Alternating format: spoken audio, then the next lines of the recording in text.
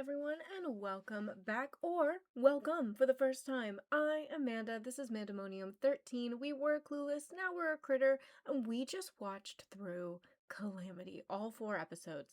I was a bit of I had originally planned to watch the wrap-up right after, but I was a bit of a mess, so I needed to not record anymore and go cry in a corner more.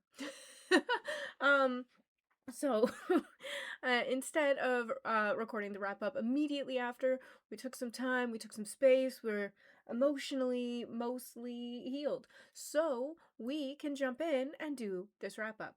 This seems to be a time before the cooldown, so this seems like similar. Instead of having a cooldown per episode, this is like the wrap up for the whole campaign. So, it's the first wrap up I'm going to be watching, but I'm really excited to jump in. So if you have not watched my Calamity episodes yet, feel free to jump back.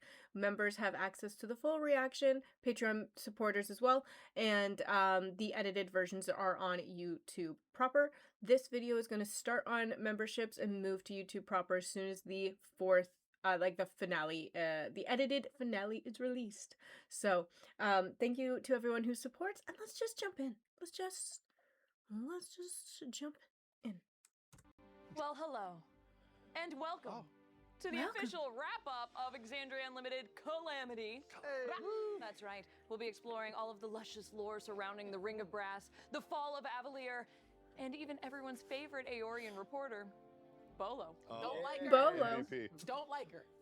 So many opinions. This will be a round-ish table. There's a rectangle one here. Discussion with fan questions peppered throughout. So sit back, relax, and enjoy our reflections on the apocalypse we brought about, but also maybe made just a little less worse. Maybe.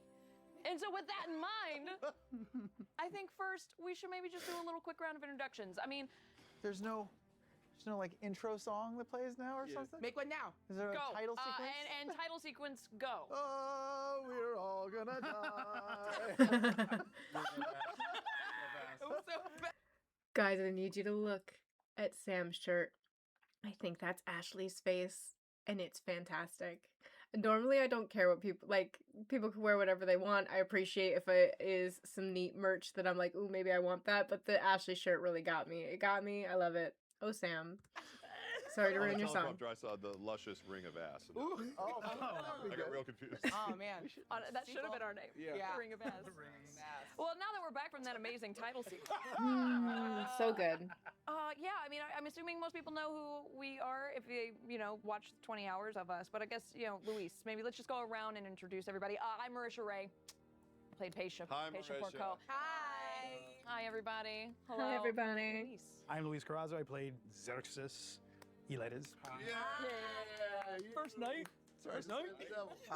First night. I'm not sure what camera to look into. Hi, I'm Sam Riegel. I was the voice of the Herald's Tome, Loquatius. I'm also a talented actor. Wow. And a fun fact now. So on the third instance, we kind of added a new category of thing to say. Yes. Complimenting yourself. Yes, Sure. Okay. Ooh. Hey gang, I'm Brennan Lee Mulligan. I was everybody else. And fun fact. I mean, A so fun fact, true. and a fun fact, camera back. And a fun fact about me is that I am drinking a nice cup of Joe right now. Me too, Brennan. Me too. We don't matchy today. I have a couple red plaid shirts, and I had a bit of I don't know if anxiety is the right word, but I had a moment where I was like, I can't wear these because I'll be matching Brennan every time he does the intro, or I'll start wearing only this and it'll look silly when people are like, oh no, you're always wearing the same clothes. And you guys don't care if I'm always wearing the same clothes, but part of me was like, they'll care. Anyways. Anxiety is a fun thing. Ha! It's not. I don't know. It was fun. Yeah. It was a fact. It was a fact. It was a fact. It was a fact. It was a fact. Yeah. It's also kind of a constant for you, I feel like. Ooh. Mhm. Yeah. That's a creative fun fact. Are we all fucking done talking? Give focus. Give focus. Yeah. Let's go. Oh, okay. There's a dance? Yeah. What's happening? Oh my God. Yes. Yeah! Hi, I'm Lou Wilson. And for the past 20 plus hours, I played Nydas Okiro, Guildmaster of the Golden Side. Oh my goodness. And fun fact about me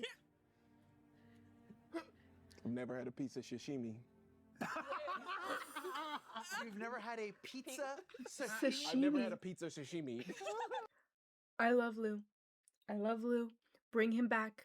I need more of him immediately. Also, Travis is the most fanboy member ever. He is always in the back laughing. He is freaking out during the campaigns. He gets goosebumps. Like, he is such a fanboy of his own product. And I love that. Pizza You, Sashimi. And I'm assuming you all have eaten pizza sashimi? Yeah. No. I personally have never had pizza sashimi. Pizza sashimi. So pizza sashimi is Thank you, Brennan. raw dough raw pizza. with slices of tomato, Yes. uncooked cheese, This is not- and uncured ham. That's not true. It's a classic kind of, they serve it a lot in Shitty Barcelona. bruschetta. Yeah. Shitty. Hey, it's real. Nope, That's it's real. not real. Hey, Google it. Guys, that's absolutely. Google it. Back row. Are we going to me? Hi, hello. Hi. That's not a real food, right? Okay. I'm Travis Willingham. I played Cerrit Agrupton. I survived. Cerritos Groupon. Cerritos Groupon Yes, in the house, better known as. This is my MVP. I love Cerrit. I was so nervous that he wasn't going to make it, and I don't feel like he did anything wrong other than being a bit of a workaholic, which, like, man, I'm not gonna pot kettle black. So I just wanted him to save his kids and get back to his family, and he, spoilers if you're watching this after the campaign is, don't watch a wrap up if you haven't watched a campaign. Don't make me find you. Oh no, we should just go. We should go. Anyways, I love him. I died. If you Google Cerrit, you'll find my real name. Fun fact, I wore a black t-shirt tonight in an effort not to get food on myself when I ate dinner. Oh, yay! Challenged the fates and won. Yep, nailed it. Beautiful. Sweet. Hi, I'm here. Hey, I'm Abria Iyengar. I played Laerryn, Cor Marceli, Hierophant Adura, Architect Arcane. Fun fact about me, I don't think I've ever won a game of rock, paper, scissors ever in my life. Wait, right now. Ever. Real hard. Ready to go. You got it. I'm nervous. Oh, I'm Come on, stressed. on, shoot. Throw on three. No, no one throws on three. On three? Yes, No, on That's it's crazy. On We're four. gonna throw on four. Rock, paper, Okay. shoot. Rock, paper, scissors, shoot. Rock, paper, scissors, shoot. Rock, paper, scissors, shoot. Her first time ever. Her first time ever. Yeah, you know what? I think we won't get any better. That's the highlight of tonight. I love you. Kids, if Honestly, that's all I needed. We're done. Bye-bye, everyone. No, I'm just kidding. you can dream it, you can do it. I'm actually sweating. Nobody wants to. Well, you guys, let's just jump into some of this hot goss. We're just asking questions. There's no Yeah. format, right? Not really, Okay. but I also am the one with the IFB in my ear, Okay, and I have a drive to move Okay, it forward. okay. Yeah. I don't know, Because I won't have let that happen. margaritas waiting for me at the end. Sure. of this. All right, then kick us off. So- Ooh. Everybody, knowing that this was the Calamity, did it change how you normally build your characters? Hell yeah, go. Oh yeah. Oh man. I normally don't care about optimized play, but Brennan said we were probably gonna die, so I decided, fuck you, absolutely not. And I worked the hardest I've ever worked to build a very cool character that could survive as long as possible. Yeah, you min-maxed Yeah. the fuck. Oh yeah, it Out was of there. very fun when I finally saw like everyone's characters in the campaign, and I saw the HP differential between our two wizards, and I went, I've done a good job here. Yes, you yes, do. good. Her HP was like double. I don't remember. I think Patia's was like was 87, and like Laerryn's was 140, 150. I can't remember exactly the character stats. Maybe in the future I'll prep for an episode and have them all in front of me, and I can sound smart, but instead I'm just gonna use my brain. Sorry. I've been watching a lot of YouTube while working on thumbnails, and I think that their personalities are seeping into mine.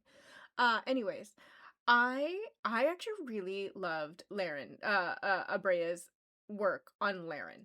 Did I love Laerryn? By the end, I don't think so. I was a little mad at her, and then she turned, so maybe I did, but not as much as I loved Cerrit the whole time, and Zerxus 90% of the time. Tough feat, man. Yeah, With the tough arcane, is dope. with the arcane ward, you more than double Patia, right? Yes, Mhm. I had 175 functional HP. that's insane. Oh, wow. Yeah. Oh, wow, guys, if I had just let her talk. If I ever use the arcane ward myself. Wow. Got it. Yeah. Plus that little like workaround to rebuild the arcane ward with an eldritch adept feat. Anyway, it's the nerdiest I've ever gotten about a build. Do not anyway.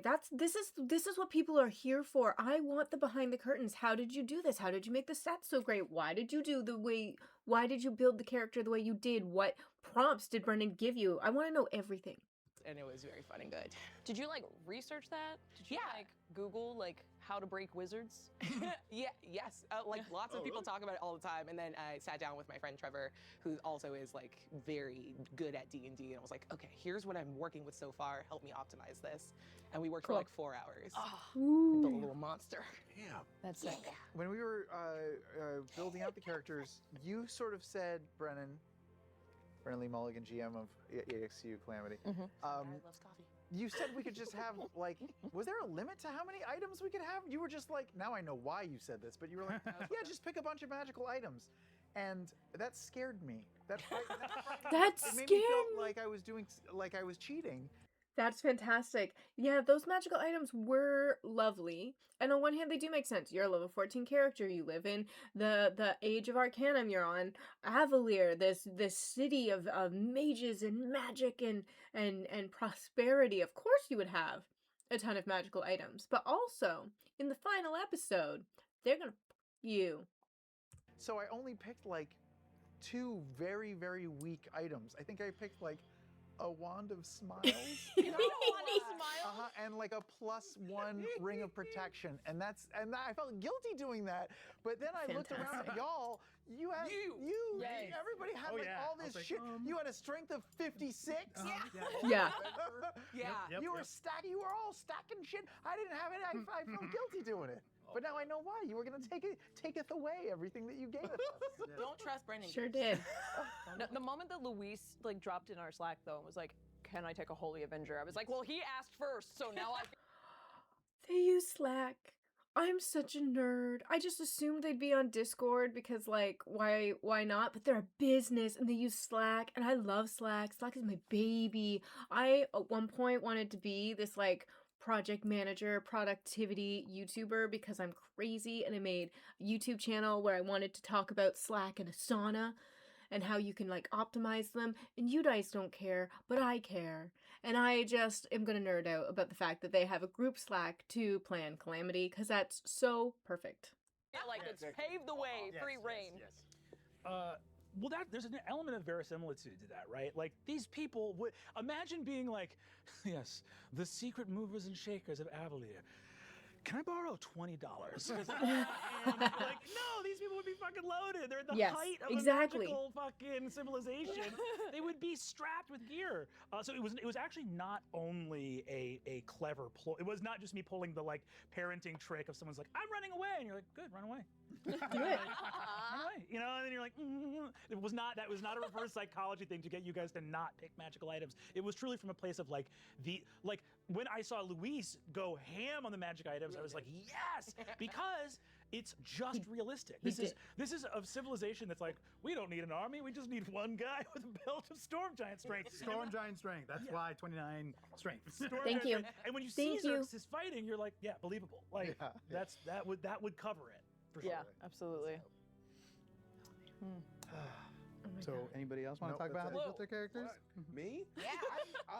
Yes, I please. think the build I went with, I wasn't so Calamity infused. I think I did really want to show out. I think being on Critical Role, I was like, well, I can't like show up and be like, well, I'm a bard. I was like, Oh my God, Sam's face. That's amazing. Okay, is this Lou's first time on Critical Role? How does this work? Do they audition? Are they just asked to play like your buddy? Like what? How do they do that? And I think I heard he's on Dimension 20, so maybe they saw him in another campaign and they're like, come join, because because Brennan's also on Dimension 20. I don't know. I'm just curious. Anyways, I loved him. I couldn't. Sam does that I couldn't like every day. You know, What's wrong with the just show up bard? as a. No, but I was like, I want to do, because what are you just gonna show up and just be a bard? Just be like, what bardic inspiration for you? I mean, come on, are you kidding? I love it because you were both bards and both multiclass. That's true. I multiclassed as warlock because Brennan, you said that would be a good idea. No, I think I came into it, I was like, I've done a bard. I got to do something other than a bard. But it's also level 14. I don't want to learn a brand new thing. I don't want to learn sorcerer or wizard. Like, that's complicated. So I'll do what I know. I'll be bard. And you were like, well, you could flavor it a little with something else. And I think you gave me a couple options. And warlock sounded okay. And gave us a really awesome connection. It did. Story-wise, not only for the game contained within itself, but also very timely with Ashley's character in C3, the connection to the Sealy Court. Oh no! Yeah, absolutely. What? Yeah, that was well researched. Is there a strong fairy tie in C3? Guys, it's gonna take me so long to get to campaign 3. I think we're going to have to marathon campaign 1 and 2 immediately because I fucking love fairies. Connection that I definitely spent a lot of time researching. Oh, really? And talking to Ashley about, and or maybe it was Brennan saying, "Hey, who's your warlock patron?" and me going to like the Critical Role wiki and just looking up Fey characters in Critical Role lore and seeing the word Sealy and being like, "Great, done." So you were a bard warlock, and you were like a bard. I was a bard sorcerer. Bard sorcerer. 4 levels of sorcerer, 10 levels of bard. Because I really wanted splitting spellcasting classes meant that I couldn't cast above a 5th level, but I had those. Or I didn't have any spells above 5th level, but I had those spell slots. So I used magical secrets to get some sicker shit. Yes. What did you get? That was the dragon spell, the summon dragon 7th spirit level. that turned into Shaq. And the Cone of Cold I used on one time at the very end because we never took a rest of any kind. Yeah. No. And so all the GMs out there, fuck a rest. All right. They don't need them. They don't need them. In this room, go fuck yourself. Wait, I have a question for the multi-class. The multi-class. This is the first time I've ever multi-class. It was really fun. Really? Yeah. I got access to all sorts of other cool stuff. I also used magical secrets to get some cool things. It was great. It was fun. This is something interesting when I think about multi-class characters. What class do you think your character started at first level? Ooh. I picked sorcerer 4th. I was like, oh, Nydas is a magical person who didn't really tap into that side, and so didn't grow much more, didn't just kind of think about himself as being magical and work with that. He instead used what little magic he had and kind of navigated it through the lifestyle he lived. So I went starting 4 levels of sorcerer, finishing 10 levels of bard. I think similarly, Loquatius started as a warlock for, I think it was only 3 levels of warlock and then 11 levels of bard when he found his calling, found his true path and what could bring him fame and the adoration of many. Oh, I mean, bitch was busy. Nope. Love it. Hey, quick, Mercer, before I forget, what was Patia's Oh yeah. school of magic Class? Enchantment. There we go. It was enchantment. Yeah, she was a full-on, pure, all the way enchantment wizard. I love it. So it didn't really, because the enchantment wizard's perks and abilities is that you can you can split your enchantment spells and do multiple targets on single enchantment spells, but it just kind of didn't really become super relevant with what we were doing. Yeah, sure. And by the time we were fighting, I wasn't going to be like, well, hang on, let's talk. So it just kind of didn't really become super relevant. But my thing with Brennan, the way that I just broke the class and just made her powerful, because I wanted to have her be super knowledge-based and have this orb that she had where she just stored everything, and being the leader of the library, I was basically like, can I just take all the spells? I know there's a limit. Can I just add 10 more spells so I just have a lot? And you were like, yeah, you theoretically you could just pull from. You're like, yeah, well. You could just Google it in the middle. Yeah. You're not gonna take a nap. Go ahead. Yeah, fine. Exactly. Sure. Pretty much. There's a weird, this is a bizarre tangent, but literally to what Travis is saying about yeah, sure, go for it. There was that attitude of because I think GMs and DMs can be stingy with stuff that they don't actually need to be stingy with. You know what I mean? Your character is the Keeper of Scrolls for an entire city. You would have an infinite spell book. You would have all the spells, every spell there's ever been. It would be bizarre for you not to. And I think that you need to be generous with that stuff. There was a kid at my old summer camp who was a young adventurer who was obsessed with elves. He's like an 8-year-old boy. And he was like, in the game, can I be an elf? I want to be an elf warrior. And I was like, so cute. And he came up to me and he kept asking, like, can I have a laser gun that only elves can use? And I'd be like, well, that might not. And then he came up to me and was like, can I have the power to walk on snow like Legolas? And there's that instinct you get. There's an instinct you get where you want to say no to requests. But then I looked around and I was like, it's the middle of July. And I was like, you can walk on all the snow you want. Any snow you find, walk all over it. You're a snow walking master. So like finding those things that it's like, yeah, that's not game breaking to give someone access to all those spells in that way. I appreciate Brennan's take on this a lot. And if you have watched my Mighty Nine campaign 2 or first look at the Mighty Nine, you would know that I had a bit of a stingy DM experience and have actually not played a single game since, which means that basically as COVID hit, which ended that game session, I have not gone back. So I will fix that. 2026, we're here. Let's start a game. Yeah. Yeah, it was cool stuff. We need to talk about this bird, though. How did you walk into the Age of Arcanum and be like, absolutely no magic? I know. Oh my god. Well, it saved the him. character creation part kind of informed all of it because, you know, they were like, come with some ideas, come with some partial builds. I didn't do any of that shit. Oh, I just showed up, my lazy ass to the table, and then everybody was spitting fire and had great ideas. And all of a sudden, the shape of what this could look like started to take shape, but I was the last one to go. I just happened to be on the end of the table as we were kind of going counterclockwise, and everybody else had killer magic.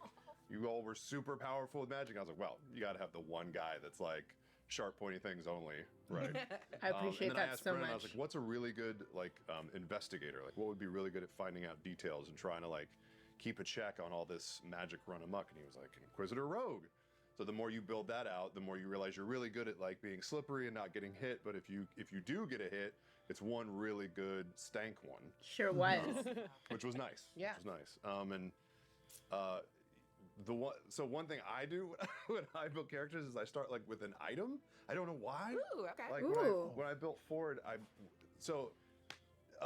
what's the store on Magnolia here that has the old wardrobe departments like drop off? It's a wrap. No, it's a wrap. That's right. Yeah. We went there for Halloween one year and they had like Dracula Untold had put like all these clothes there, and I found these dope greaves that were like these silver folded greaves. Oh, for Ford. Ford. On sale or whatever, and that was how I built Ford. Was he started with like these forearm brazier greaves, and then everything came off of that. So when it was Inquisitor Rogue time, I was like, okay, it's got to be an awesome weapon. It can't just be some normal shit. What is there? And there's this Navy SEAL named Jack Carr that has these hawks, these Winkler R&D hawks that look like the craziest things you've ever seen. And I looked them up, and they're part of this Sayat Kali fighting system in the Philippines, which led to the Philippine Eagle. And so it just like rolled, and that's just how that started. But like, that is so fantastic. I adore that. I don't have a character creation style, mostly because I've had so few games in my experience. I just get like this sprinkling of inspiration. When I started playing Final Fantasy XIV, I had this Mikote samurai, and I was like, I need to play a Japanese style game so I can be this cool barbarian samurai. I was like, I want the biggest sword, not a Naginata, but I can't remember. It was I can't remember right now, but I just wanted the biggest sword I could. Wanted to dress like a samurai, but be a black cat girl, and just F things up. And I went to my DM and was like, this is what I want. And he was like, I have a plan. And that was a fantastic game, actually, that only ended because we ended up moving away from my two girlfriends, who I actually share a Discord server with. But that was like one piece of inspiration. I just had this like random idea. And then when we were playing Rifts, I was just going through, and I saw this beautiful mech. Oh no, I can't remember the name of it right now, but I'll throw it in Discord. It was not a glitter boy. It was not one of those, because I am not a basic glitter boy person, which is not real. You can do whatever you want, but mine wasn't. Mine was like the Ultra Max. It was something like that. And I was like, this, I want to pilot this. It's huge. I want to be tiny. I want to be like Shippo, but a girl. Like slightly bigger than Shippo, girl. man, I'm not a furry. Both of my characters. Anyways, and then I tried to play another game. I was like, ooh, I have this great idea. I've never been a bard before. I'm always something big. I'm the operator with a giant robot and I can just shoot things. And I'm just like, boom, I want to roll all the dice. Or I'm a barbarian. I'm just like, okay, I would like to rage. I would like to hit you. I want to hit everything. I will solve all problems with hitting. And this game came up and they're like, we're going to play D&D or no, it was Pathfinder. We're going to play Pathfinder, which is like D&D 3.5. Yeah, at the time when it came out, I think. Anyways, and it was the end of 2019, beginning of 2020, and I was like, you know what? The Witcher is cool, and I've never been a bard before, and I've never played an RPG where I don't just smash things. So I decided to play this bard, and I was going to make her bubbly and fun, and I wanted like the Bilbo style, like I'm obsessed with pastries and food and gardening and like very like Tolkien Hobbit, but with this bubbly persona, which is actually kind of similar to Jester but without the fun accent because I can't do that. And so like that's kind of how my ideas piece together, but I love Travis's version and I'm very curious now, and hopefully I'll remember to ask this again at the end of the video to remind everyone because it's a huge pause. How do you make your characters for D&D? Because that's fascinating how everyone does it so differently. And like in camp, no, we're gonna have to stop, but we'll talk about it more, I promise. Let's let them talk. The eyes of Avalir and being the site warden, all that stuff just came together so beautifully, and it was just nice to have one non-magic person that's just trying to make it work. Yeah, absolutely. Balance. Oh yay! It definitely felt like a little of this like Who Watches the Watchmen type of element of like, let's have this one person who's a little bit more grounded. But I felt so out of it, which was probably perfect. Because we were talking about this before we actually started. We probably should have said it, but when the first episode started, you guys were just in it. You were talking about your magic shit, and you were in the city, and I felt like there was a rapport amongst some of you, and I felt like I had missed like a meeting or something, because you guys were just comfy and talking about the city and how it works, and I was just taking notes furiously and trying not to get lost. Oh no! And it turns out there was some of you bitches. I had no idea what you're talking about, and I wasn't scared of you the entire time. Oh my god! I had a completely normal relationship with Cerrit. For those who missed our Twitter Spaces thing, which is everybody, there was a secret meeting. There was a secret meeting, and who was at the secret meeting? We had a few secret meetings, but right? But I think yeah. And what did you guys discuss? Kind of just how awful we were. Oh, truly. That was mostly the topic of discussion, which was like, how nasty are you? And it was fun to be like, I had gone in being like, all right, I'm gonna be a little nasty. And then we were talking, and immediately Abria and Mercer were like, we're nasty. And I was like, okay, we're nasty. And then we turned out to be really nasty, nastier than even I planned. That's fantastic. It's almost like they did a session 0, but it sounds like without Brennan, and it's just like the main magic users who were the most corrupt. Yeah, that were the most corrupt had a meeting to discuss like how nasty they were going to be in the campaign, so they actually had a really strong rapport and all these like inside things that like the rest of the team didn't know about, which is actually really cool. It's also neat that I am curious about Sam. He's a fantastic player. I'm like, Wikander from Campaign 4 is destroying me. And I'm hoping to watch him more in Campaign 2, and hopefully figure out Campaign 1 soon. I think I knew his character when we watched the titles, and now I need to reacquaint myself when I jump into Campaign 1 this year. But he seems so interesting because Travis is the hugest fanboy, and Abrea put like 4 hours of effort just into min-maxing and already a character she'd already been working on, and they did this secret meeting and they did all this other thing. They wanted to multiclass for this and blah blah blah blah. And Sam is like, I don't know, man. I went to the wiki, I typed in a thing, I took in a suggestion, and what I've heard in the comments is he often gets Liam to tell him what his character's going to, at least what his race and class are, and then he creates the character from there. And I'm not saying he doesn't do a spectacular job, but it's so interesting because I feel like he doesn't have an idea, and it's like be this. And then as soon as you give him something to ground him, he's like, okay, ideas. Fantastic ideas. Anyways, I don't know where I was going. We're never gonna get through this video. So much nastier. But yeah, that was most of the meeting was agreeing how we were nasty and how long we'd been nasty for, and the many ways we had been nasty together. Very good. I'm trying to think of the nastiest stuff that came up in that meeting, because basically Brennan was there. Hey, the replenishment, this is what's supposed to happen. 25% of the city's ether is supposed to go to the Gadashari. The other 75% supposed to go into the ground and replenish the replenishment, all of Dominus. Is that really happening, or what's happening to that city's energy? And we were all like, yes. Yeah. And just this flurry of like the stuff. I think there was one point where I was like, okay, you tell me when I go too far. People extending their lives. Maybe there's a magister who hasn't shown up in a little while. Maybe he's a lich and not telling anybody. And that didn't even raise an eyebrow. Yeah. You were all like, a good fine. beginning. Keep thinking, That's fine.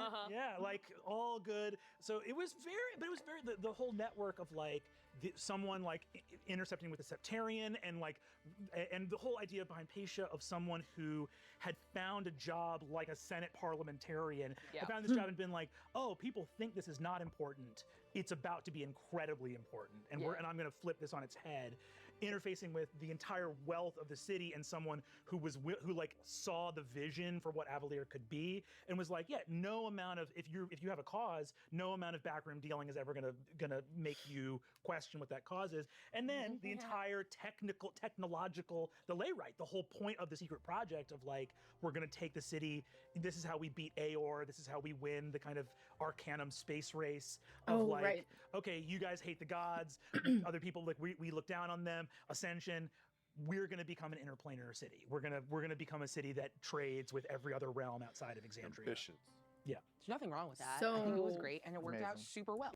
Nothing wrong with that. Your ambitions were your problem. It's literally the word I could never think of in the last 4 episodes of watching this. Was like, their ambitions are too high. They're reaching for the sky. I kept feeling like they're reaching too high. They're trying too hard. It's the Icarus to the sun, and I couldn't think of the word ambition because I'm a dum-dum. Also because it was that weird time between Christmas and New Year's. You don't know what day it is, and my brain kind of stopped working. But it was fun. It was super gonna. It was super good. Theoretically, it works. But it's but it's very funny to hear everyone talk about how the secrets were, because this meeting of course was like very fun and schemy and great. And I was also like, because also I didn't want to have that, I said it in the Twitter Spaces thing, but I didn't want it to be like Christmas where it's like everyone gets the same amount of presents. Where it's like, you know what I mean? Where it's like, where there's sort of like, no, there's some people in this brass ring that are up to an asymmetrical amount of shady shit. And like, that's realistic, and that's going to create fun dynamics, which lo and behold, it fucking did. And but it's very good to hear about the meeting, because while the meeting was happening, I also was aware of the other secrets that were coming up. So it's like, you guys are having a meeting and you're like, we're nasty. And then I'm emailing with Luis every day and he's like, yeah, my character's not doing good. And he really thinks about betrayer gods like every day. That's very fun.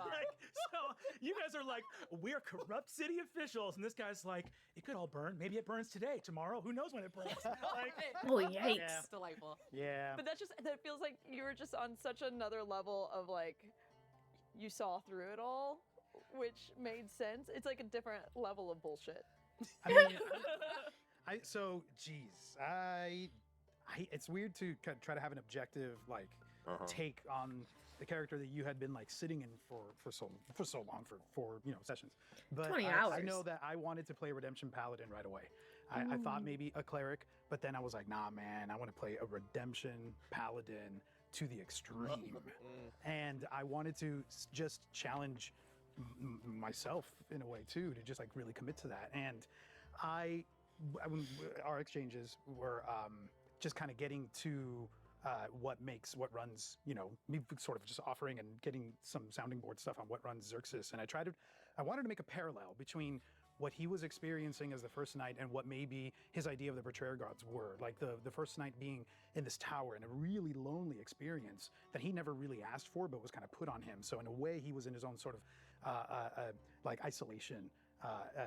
And so I wanted to create something that would make him connect to the experiences of the betrayer gods, and then really crazy, extreme redemption paladin. And I don't know, I mean, I guess he had secrets for sure, but he didn't have long-standing secrets. The dream happened the day Did you of. ever tell us? Yeah. No, about but there were two moments. Oath of Deflection Paladin. Oath of Xerxus. Deflection. Yeah. Paladin. Never answered the questions. Dropped the whole zone of truth and was like, and let me not tell you about So let me tell you. True. That motherfucker. The two moments that I was like, I think I'm gonna lay it all out on the table was in the second session why I was looking for Nydas. Was because I wanted, like, that was my oldest friend, and I would have, if I had found you, I would have told you. Where was I? You were chasing your deal. No, when you walked out in the second session, you had been in the bathroom with the cracked mirror. Yes. And then you came out, but that's when Akami Ro got murdered, because I could see in your eyes that you wanted to spill the beans, and I was like, stopped it? we're not letting this. No, that was the second time. The first time was right after we spoke to Pervin. Pervon. Yes. Pervon. That was and then I wanted to, instead of going back to meeting everybody, I wanted to go find you.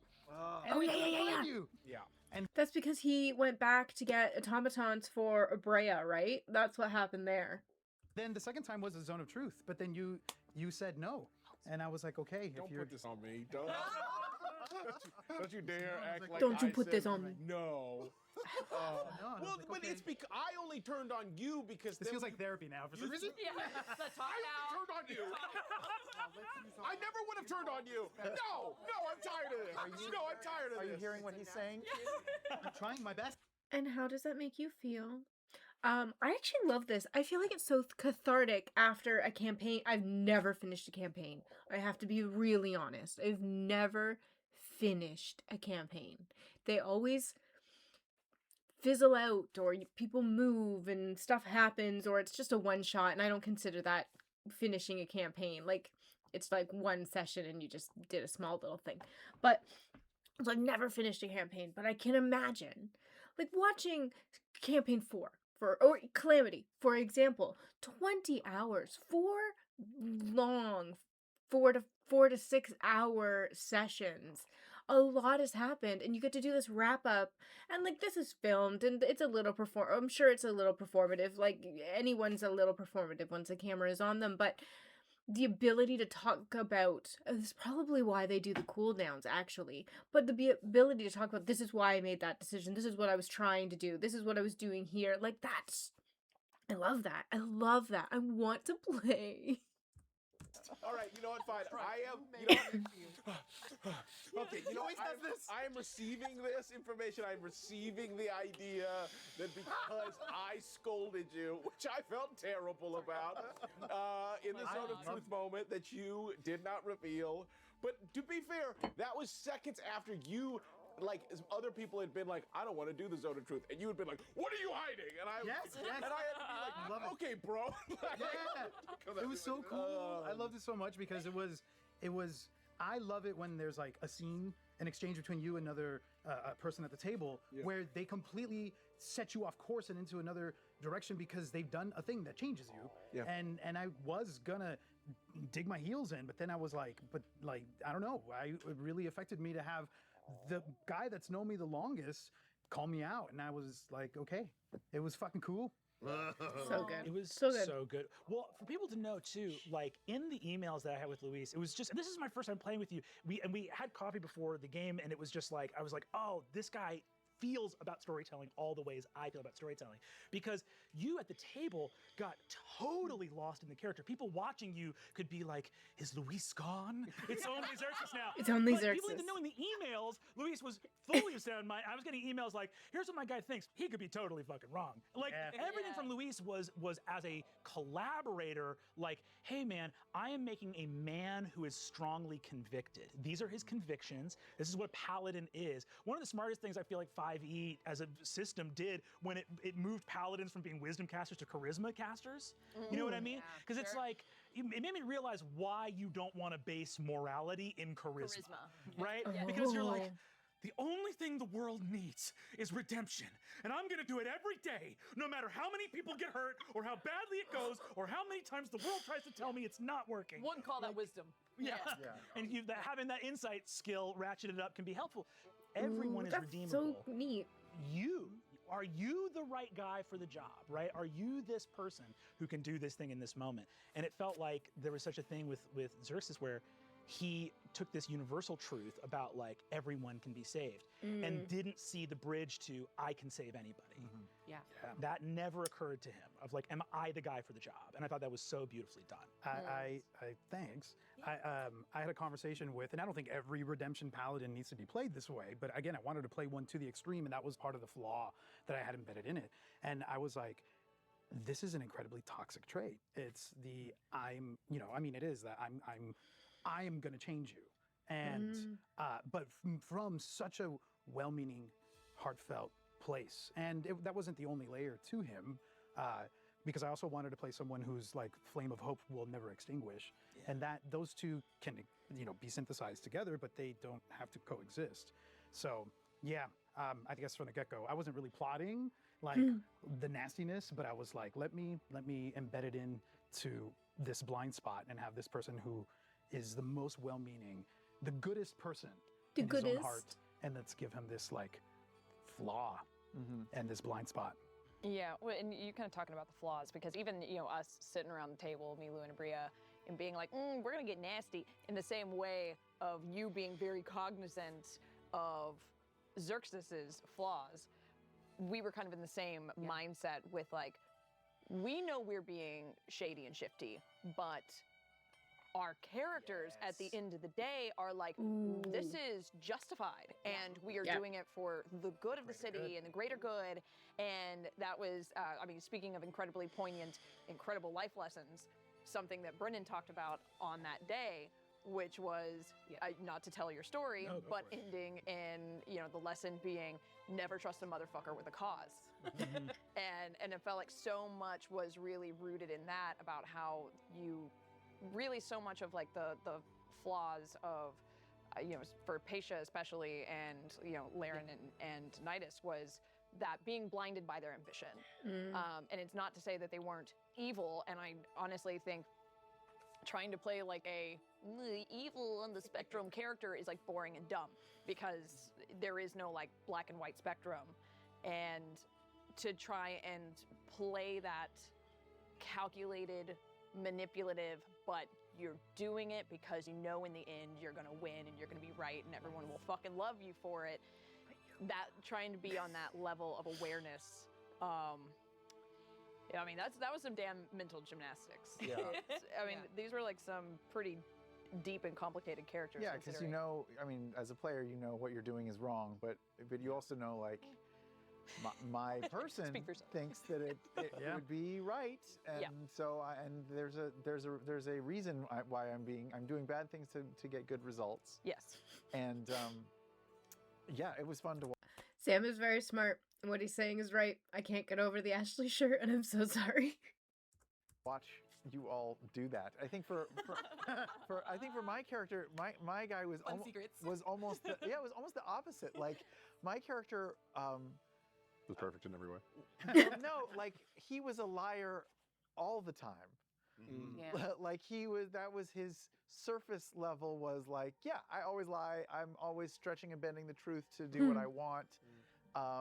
So it's not really a surprise, but like the weird secret was or the flaw, I guess, to Loquatius, which I sort of figured out as we were playing, was not that he was an easy liar or a good liar, but was that like he was lying to himself more than anything, more than anyone else, because like he put on this outward appearance of knowing everything, being super confident, being beloved by all, but all he wanted was very simple things, and he couldn't admit that to himself. He just wanted a lady, and to be happy, and to be truthful. Like he didn't like what he was doing as the Herald of Avalir either, because it meant bending and stretching the truth, and what he wanted to do was just like be a gritty indie reporter for the LA Weekly. Oh my God! LA Weekly. Covering rock shows or whatever. But like, and he needed to like admit that to himself. Like he doesn't really want all of this pizzazz and stuff. He just wants to be a good guy, and I think that was his weird like opposite flaw from the rest of you. Meanwhile, Cerritos Groupon over here had no flaws. He was a bad dad. Was he though? He was so sweet. No. In the end, right? But that's just catching him on that day. So that day he had a good day as a dad. I think the years prior to that were severely less. What happened to the wife? Do we know what happened to the wife? Yeah, so what'd you do to her? Yes, explain I everything. just didn't pay any attention to her. So The implication that was there was that Rain and Cerrit were not doing great. Got it. And we're split up? we were Was she and her sisters or what? Yeah, she was. It was one of those things where he was obsessed with his work. He had a high station in the city, but while he had his eyes on everything else, literally everything outside of their house, it wasn't on her and it wasn't on the children. Yeah. And she was like, this is my idea of her. She was like, I need more purpose. I'm going to go find that elsewhere. And until there's something for me here, I won't be here. And I'm sure he was like, okay, and just went back to work. Wow. Right? Just totally blind in all that stuff. And so, I feel like I think it's always interesting to try and put a little part of yourself into characters. And so as like a new dad, one of the things I'm always fearful of is just working so much that you'll miss parts of your life. And I definitely pay attention to my wife, but you worry about... Way to get that in there on tape. Yeah. Love you, babe. I see you. I love my wife. Heart emoji. Beautiful. Beautiful. Yeah, Take care of my kids.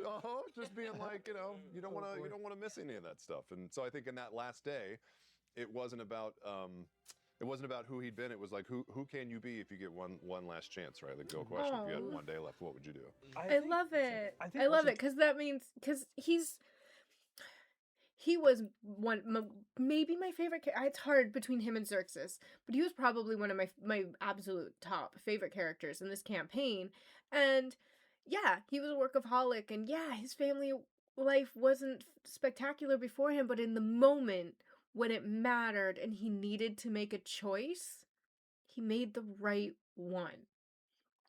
Where the other guys took a little bit of time to make a good choice. They didn't make it in the first moment. Like, Laerryn constantly was like, we have to land. I can't do my lay right unless we land. Like, we have to do this. My life's work is more important. We'll find a way to do both. And then by the end of it, it's like, she did sacrifice herself to save as much as she could. But, like, it took a while for her to make the right choice, where Sarah, in that day, in that campaign, was like, I have to save my kids. Like with Cerrit, there's a part of me that really loved his presence in the group because there were shady people. And if Travis, and when you said, like, you picture your character, I was like, I want to be Jor-El, I want to be the guy that gets his kids out of there, I want to be tapped into, like, Vespin, like, there were a couple of different, everyone made a choice that helped lift the story up. Being like, I'm into the Betrayer guys, and I was like, well, they're pretty important in this time period, that's very helpful. And for you, being like, I'm on Vespin Chorus's trail, where it was like, I was like, thank God, I was like, great, that's how we tie Vespin into this thing. But what I loved in terms of, if you had also been a shady motherfucker, right, then we have a group of people that are doing shady things. Like even Loquatius, his very first scene, he's influencing an election. Like he's not involved with the Ether scheme, but this guy is shady as hell. Sure. He's incredibly corrupt. And having one person who, if you had also been corrupt, people watching at home would get to go like, oh, that's what happens when everyone's bad. Not like me, who's good. Yeah. And you were good and also didn't stop Calamity. Right. And it was really important, I feel like, for me to have one character who's like, yeah, he's not backdealing Ether, he's not influencing an election, but his attention's not in the right place. And at the end of days, that matters just as much. Yeah. And it was interesting because I wasn't privy to the Council of Three. I of course was experiencing everyone's secrets as they were happening, but whether we were in the Herald's Tome, and you were being deceitful and deceptive, and other things were happening, I found in that moment not wanting to press my friend on the thing that you were clearly lying about, which was just so fucking telling also about, like, if your job is to do the right thing in the end of days, and even though you know all that extra shit, I still wasn't like pushing you on it. So it was just interesting. It was interesting like that. I will say my favorite part was learning that your wife was also a scientist, because again, I was like, Cerrit's gonna come for Laerryn at some point, and that was like my one emotional needle, like, oh, you couldn't figure shit out with your wife, so you're coming after me now? And I was just waiting for that, and it never came up, which was great. But like, God, what an interesting character to, like, that there's something big here, and you have to go, I'm going to pay attention to this other thing and hope that that somehow allows me to sidestep what I know is bad in my own front yard. Yeah. So interesting. Oh, that's heartbreaking. I think he also has a crazy respect for the arcane wielders. So I think also it was, I think on the inside he knew it wasn't something he could mess with unless he was able to get right up close to you. Yeah. And then maybe turn or push the button, right? Yeah. Yeah. Oh, so good. Kind of jumping off of while we're talking about the dads, we have a question from the Katie M on Twitter. Travis and Luis, what inspired your decisions to make characters who had children despite knowing that you were telling an apocalyptic story? Did you think the fact that your characters were both dads affected your gameplay and caused you to make different decisions to the other characters? Because I agree with Katie here. Fucking bold move. It hurt our feelings. Holy fuck. Like, and when the kids were cute, it was like incredibly fucked up. Like when they were like, fun and delightful and not even just like blank slate kills. Brutal. With the little. Yeah, thanks, Brennan. Thanks for hurting us so much all the time. No, but actually, fantastic. Talented. I melted in my fucking chair. Well, I mean, I want to hear what Luis's take was, but for me, usually, it seems like in adventure campaigns, a group of adventurers go to the threat, battle it, and maybe if they're lucky, somebody will hear that they either succeeded or failed, but it's like collateral damage is minimized and it's out there. This took place in the city. It's in your home and everybody else's home. And of course, that means there are families and women and children and everything else, hopes and dreams and everything. So that I felt like we had to do that because it makes it far more fucking complicated. Yeah. Well, I kind of want to ask, because you were already talking about, you between of the two of us, you have your own kid, and did that ever, giving your character a child in the Calamity didn't make you kind of go, oh, I mean, you were saying now you related to that very much aspect so. of it. So I brought up before that. So I'll back up. My favorite superhero, it's not very interesting, is Superman since I was a kid, just because he's a guy that can do anything and chooses to do good, and so I loved that growing up. But I've always been fascinated by Jor-El, who was also very influential in Krypton and did the right thing and got his kid off the exploding planet. But if I had to critique it, I'd be like, if you were so smart, motherfucker, why didn't you make a rocket for the three of you? So you could all go out instead of just your kid. So part of that was also like, you can be the baddest, most focused warrior, mage, whatever, and when shit hits the fan, there has to be a priority. And if one is shutting down the threat, then number two inherently is your family. Yeah. So you put something above your family. And as a new dad, I don't know how to do that. Like they don't, you might hear it, but when people say like becoming a parent is literally someone taking your heart out of your chest, taking it out of your body, giving it legs, and it starts walking around for the rest of your life. And all you can do is stare at it and the things that are around it and try and protect it and hope that nothing bad happens to it. And that's the craziest notion. So when I knew that a Calamity was coming, I thought it would be interesting as a player, depending on where it went down and what was going to be happening, if he was torn between the thing that he's been trained to do his entire life and knowing that maybe there's something more important than that in this moment, even though he holds this high position. So that pull was what I wanted. I just didn't know I didn't know I wanted it like that. Oh, so good. So good. Real dirt. You said something that I'm fascinated by new parents because I don't have kids and I don't know if I want kids. But I mean, I don't think they're gross or anything. They are. They do gross things. To be fair. No one assumes that until you started said it. I love it. I love how defensive I love how defensive he immediately got. He's just like, well, I don't have kids. Not that I don't know if I want them. I don't think they're gross. Like no one was coming at you. I don't think.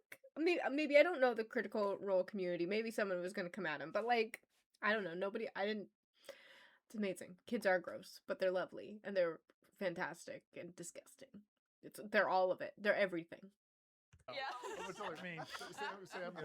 When we just had Roni, he was like, "You're gonna get poop on yourself." I was like, "Oh, okay, cool." And I have nieces and nephews, and they don't live far away, and but that's not the same as having your own kid. But I am fascinated by what you described, which is like that your heart is like now outside of you and now out in the world. And whenever friends of mine have their first kid, I kind of interview them, and I'm like, so what, I mean, is all this stuff true that people say? And then just to get them to talk about.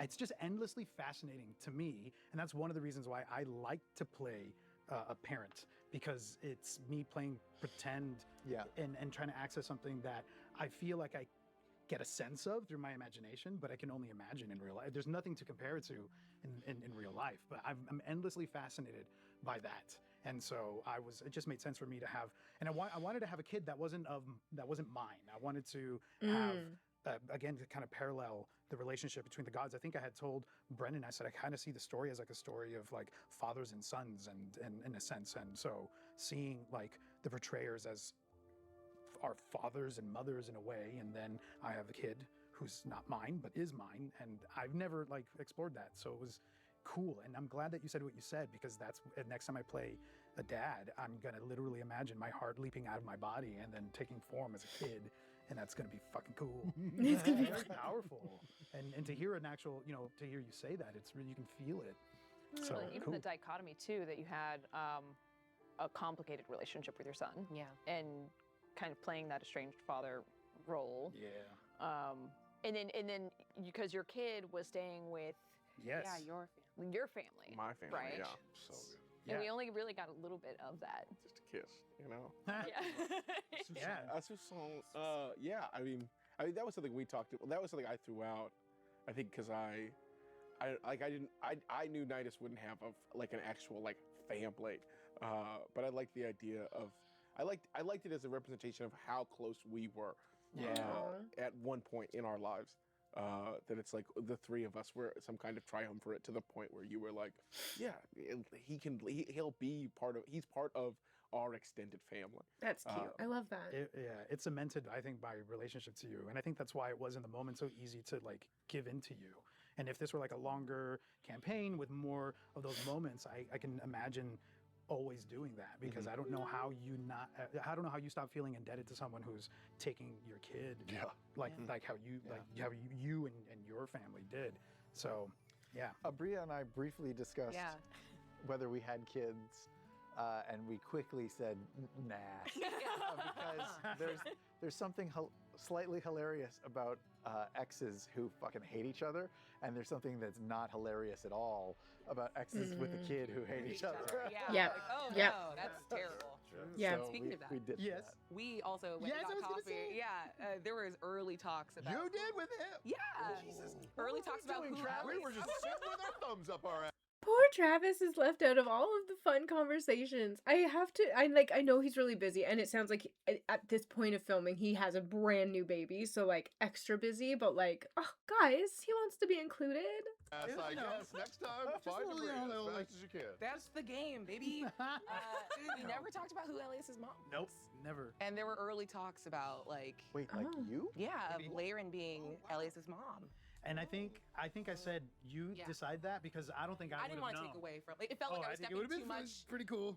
That would have been I something was interesting. excited about it. But yeah. It stepped in on like a very powerful thing about like the family that you choose that aren't necessarily born to you. And Oh, that's so neat, because she had such a close relationship with Evandrin, so that would have made sense that maybe she was the mom, but I think it made it more complicated than it needed to be, and I like how it played out in the actual play. I think it would have been like this weird step away, because then there's like that sense of like claiming of but I remember us talking about it, and I was very excited about like, oh man, I always think about fighting everyone in the group, I guess, and just PvP minded.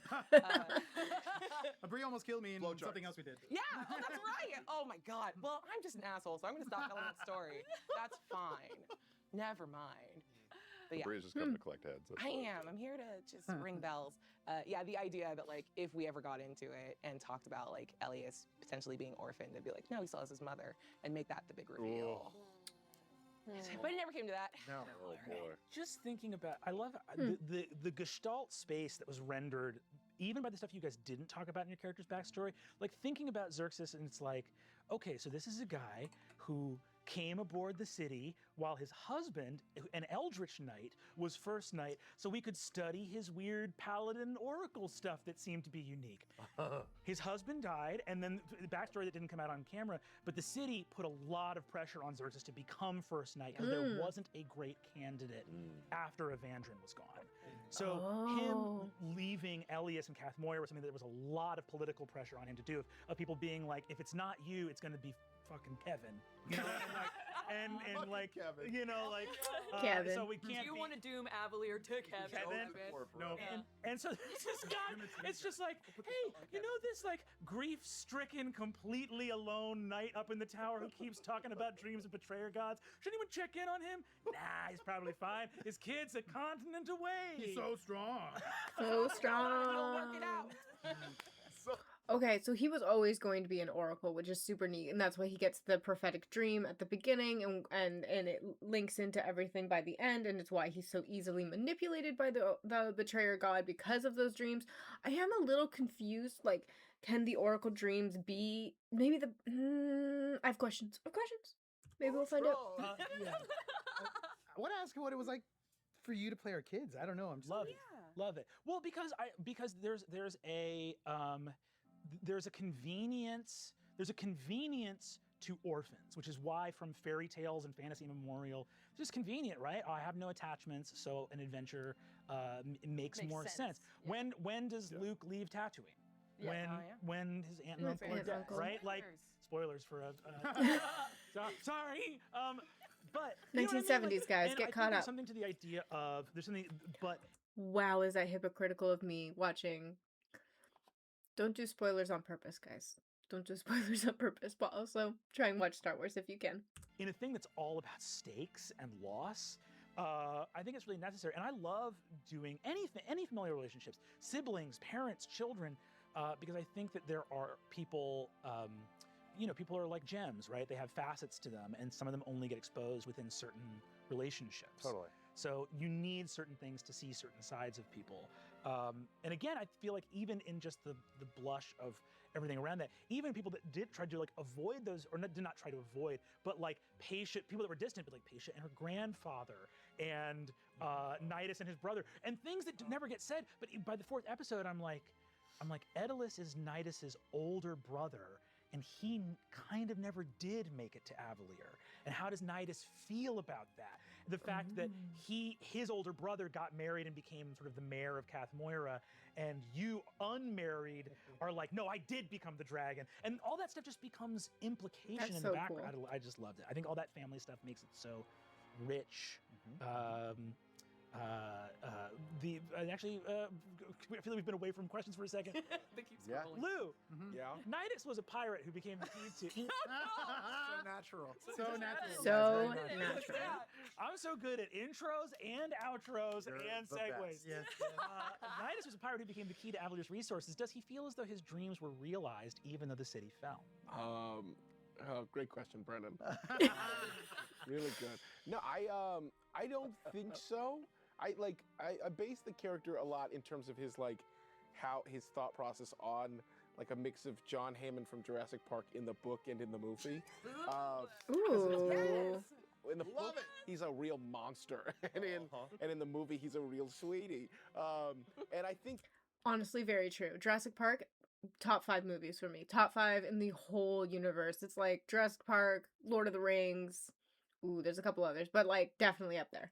That is a really neat one because the book is so different from the movie.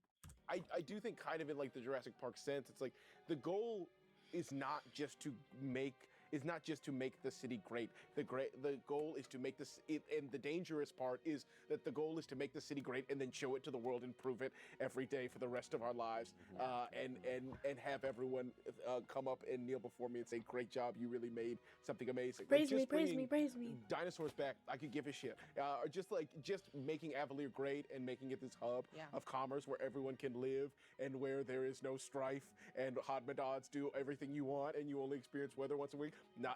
Fuck that. We need to go to the celestial plane. That is when things will matter, and that's when people will care.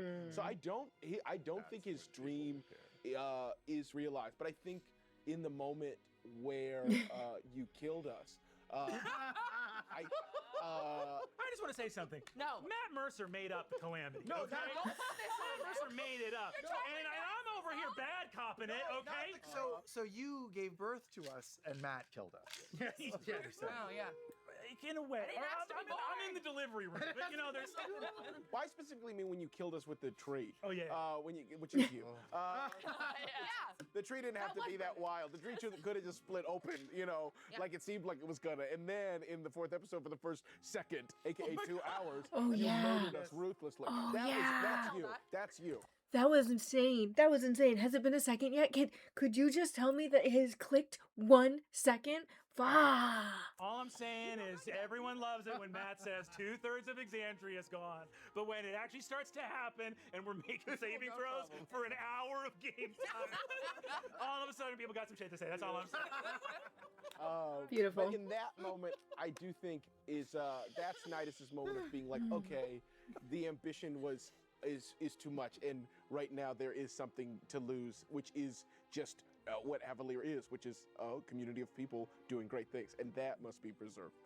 I actually early wanted to ask, because what you're talking about is like the change, the realization that you had, and the kind of arc that you went on.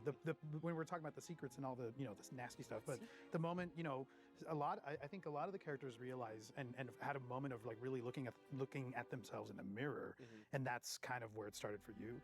Yeah, I think it's not until Laerryn is trying to blow up the tree that this fucked up prophecy I got, it's told me might be important. That's the first time it's like, wait. If these two things if this is it, if this is us like enacting this thing that this person has told me is the inevitable end of Avalir, then actually we need to stop. Now, like I know I've been shoveling coal into this engine, but can we please hit the brakes? Can we please in this moment hit the brakes? And the answer is we can. You told a prodigy that you had enabled for decades no for the first time, and thought that was going to go a different way. Hey, what's up, dude? I can dream.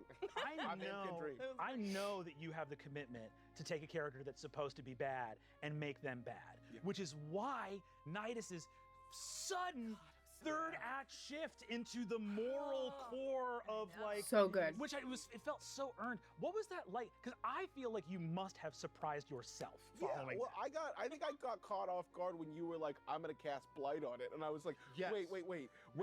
Like it was that moment where you were like, and you were very kind in that you did it very slowly. You were like, I raised my hand to cast Blight. You don't go, I cast Blight. So in that moment, I was like, oh shit. Wait. Okay, guys, I have to explain this to you that I've kind of been sitting on, and it's kind of, I don't know. I think we might be fucking up real bad.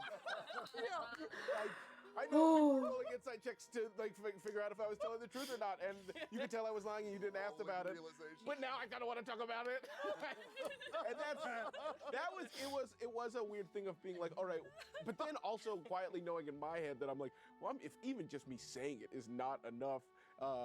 And then it came to blows, and it was like, oh, okay. But it was like the first hitch of you being like, I'm gonna kill it, was me going, wait, I have to tell everybody this thing and what this means. And then when everyone else didn't back down, when that didn't work, I was like, oh, okay. Well, I have to try and stop this.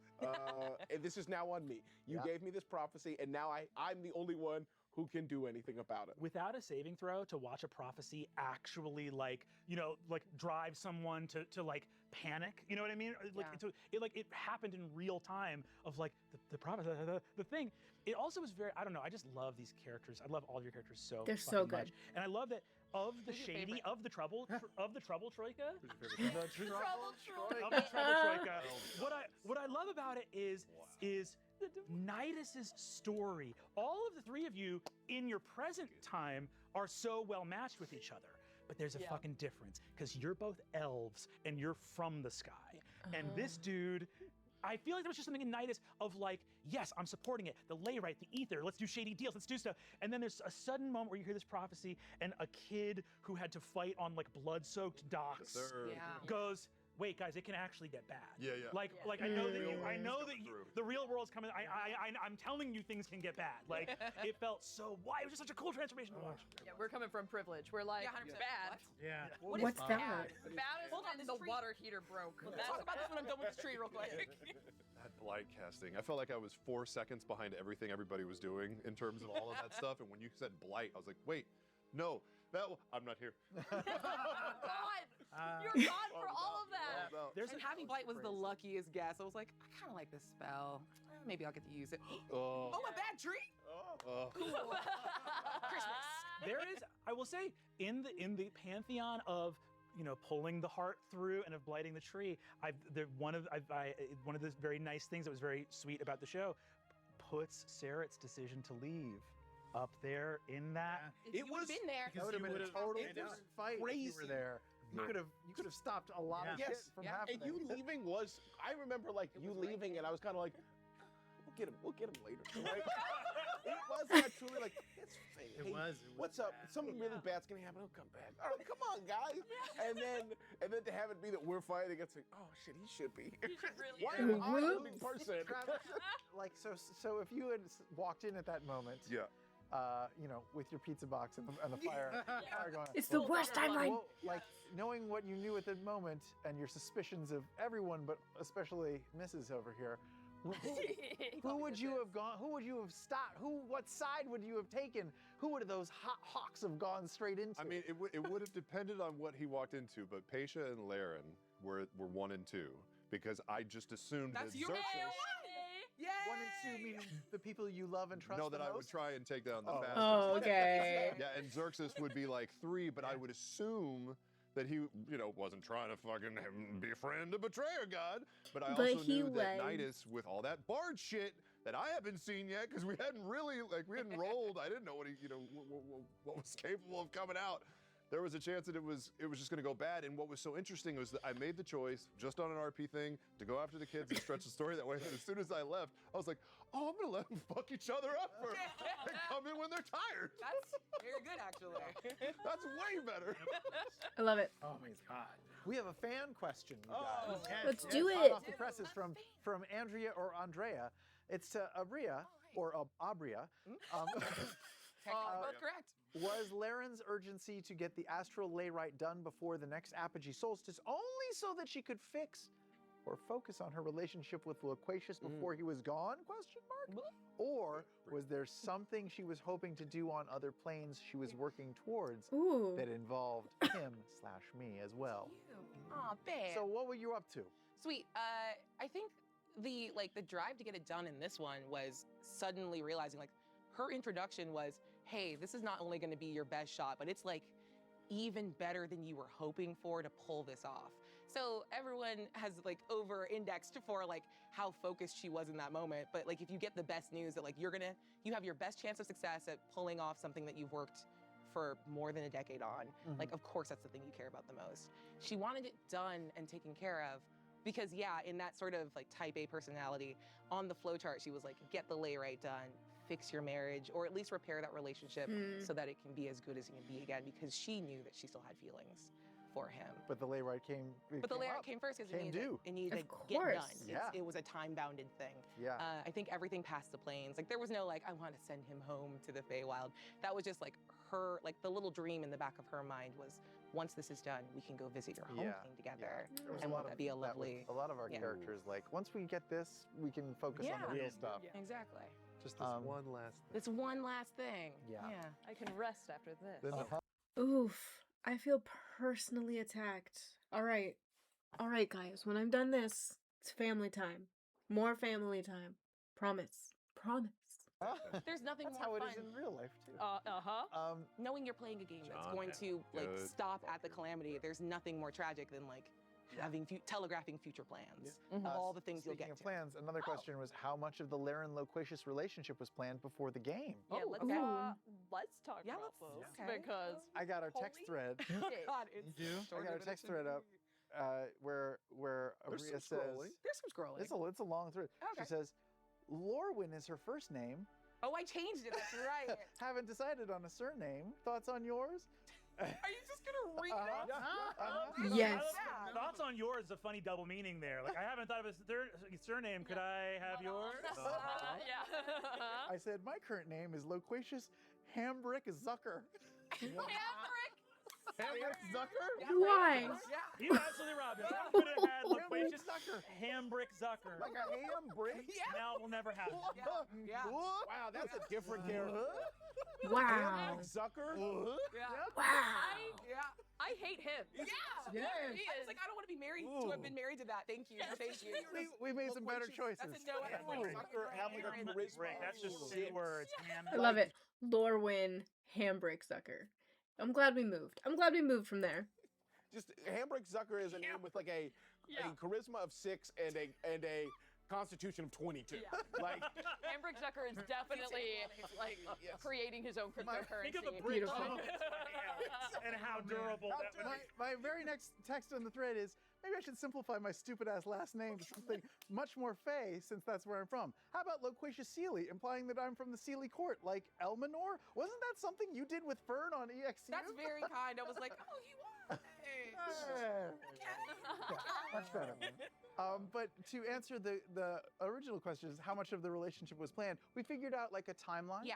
How many years we were married, how many years we were not married. We Okay. figured out loosely why we had split. Yes. And this one here was like, hey, is it okay if I was the reason? Yeah. Look, we had already met in our little nasty gal meeting, and I was like, I want to be the bad one. Yeah, I'll do it. I did it. What'd I do? And I was like, well, no, can't we both be at fault? Yeah, so we were. That's good. Look, I'm just mad because I came away from our text conversation going, what a fun bit this will be. What a and then fun you proceeded bit. to fucking knock me out with an emotion every 20 minutes. Whenever I covered my full face with my hands, it was because I was fully actually crying. Like, what is he doing? These are feelings. That was a discovery. Honestly, it was planned as a bit. Like, we were just going to be sniping at each other. I think I talked to Brennan at least about how, hey, it would be really great if over the course of these 4 episodes, he could discover things about himself that are, he could be more honest with himself about what he's become, and maybe he doesn't like what he's become, and maybe that would affect us in some way, and maybe by the end of it, we could reconcile or something. Look, but that's not up to you to decide, obviously. No, and I mean that was honestly the parts of the story that I probably had my hands off the most for were your guys' scenes. There was a whole scene in I think at the beginning of episode 3 or something like that, where it's just you guys in the Meridian Labyrinth while the fight is raging, and it's just you guys having a heart-to-heart. And the scene in episode 1 when we're doing all the intro vignettes, where you guys and you alone had a vignette where you met, and I remembered. Because we had talked about it, and you had said this vision of Loquatius that like his life changed in a bad way with the Elena Tuveris, with the covering up of that secret. Because before then, you had actually been an honest reporter, and that was the beginning of you being like, okay, I'm going to acquiesce, and the Herald's Tome is going to kind of become propaganda, and it is going to be kind of power pushing, but it was also clearly bad for Loquatius, right? And in that first scene where you were talking to Laerryn, where you go you have the fun sniping, it's super fun, the jokes are flying, and then you're like, let's try to not hate each other for a month. And it was so real, and I was like, they're locked in. I was like, I don't know where we end up by the end of episode 4. The fucking speech, the speech in episode 4. Talk about that ding Oh my gosh. First of all, I don't know if I even want to know, but whether that quaver in your voice when you say and to Laerryn, the Architect Arcane, most beautiful woman in the world, it makes me almost cry every time I've watched it. Of the 100 times I've watched it, it makes me almost want to cry. It's so profoundly beautiful, and whether that was honest emotion or performance, it's equally magical either way. It was definitely honest. I am not a very good actor as opposed to what I said earlier, but yeah, I fell in love with her during the game. It was amazing. Beautiful. Well, okay, let me brag on Sam for a minute, because we had a conversation a really long time ago, like, I don't know, 5-6 years. We were still in campaign 1. And I'm so sorry if you can hear that noise. Frumpkins is asleep, and she's chasing something, so... Wow, I got tearied, and they didn't even do the stupid speech. We're fine. We're fine. Talk to me, Marisha. We're still in campaign 1. Oh no, spoilers! It's gonna be fine. we were talking about how we role play, and I was kind of... I don't even remember how it came about in conversation, but was kind of asking like how you accessing things and you call back to things and like where you are influenced from your character's decisions. And you said like, I just always try to remember what came before. Like everything in these formative rungs of a ladder. So I just always try to think about like what has already happened, and that's which sounds really like basic when you say it out there, but I think it is something that people, it's easy to forget, especially when you're in the moment. And you know, that's always kind of like stuck with me. And I think that speech that you wrote was like a master class in just being 100% informed from everything that had already happened. And because it's easy to make shit up, and you could have made something up about like, you know, the Avalir, where it's going and whatever, but everything was referenced from something that had previously happened. And Chicken it was just scratch incredible. on a legal pad Yeah. that only you really could read. Done in the shadows in like a matter of minutes while you were standing next to all of us being dumbasses on a break. Yeah. I don't Came back with that. Yeah, like I don't use this. I don't say this lightly. The from that beautiful moment of Laerryn where you're like, oh my God, this is someone who's literally grappling in the moment with the fact that moments ago he made the decision to die. Made the decision to go down with the ship. Yes. And is speaking about the reason that he chose to do that. And then the moment after that, and remember the Market of Wonders. Oh my God. I just need to say that is, and I've been lucky enough to see a couple of them in my life. That is a perfect joke. It is a perfect so joke good. because to do something that funny that comes at a moment. Do you know what I'm saying? This is like a Campbell quote, but he literally says something about comedy. Campbell says something about comedy where he says, comedy completes the realization that drama begins, right? Where it's like, you know, where there's something where it's like, oh, I have not contradicted the depth of my sorrow. I have not contradicted the meaningfulness of my sadness, but I have introduced something profoundly absurd and wonderfully silly.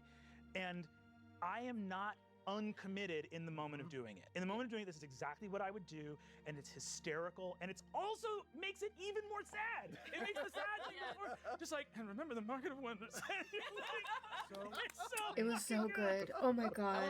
I cannot wait to do my rewatch of this. I'm not gonna record it. It's gonna be my own thing, but I'm gonna give it a little bit of time to like settle.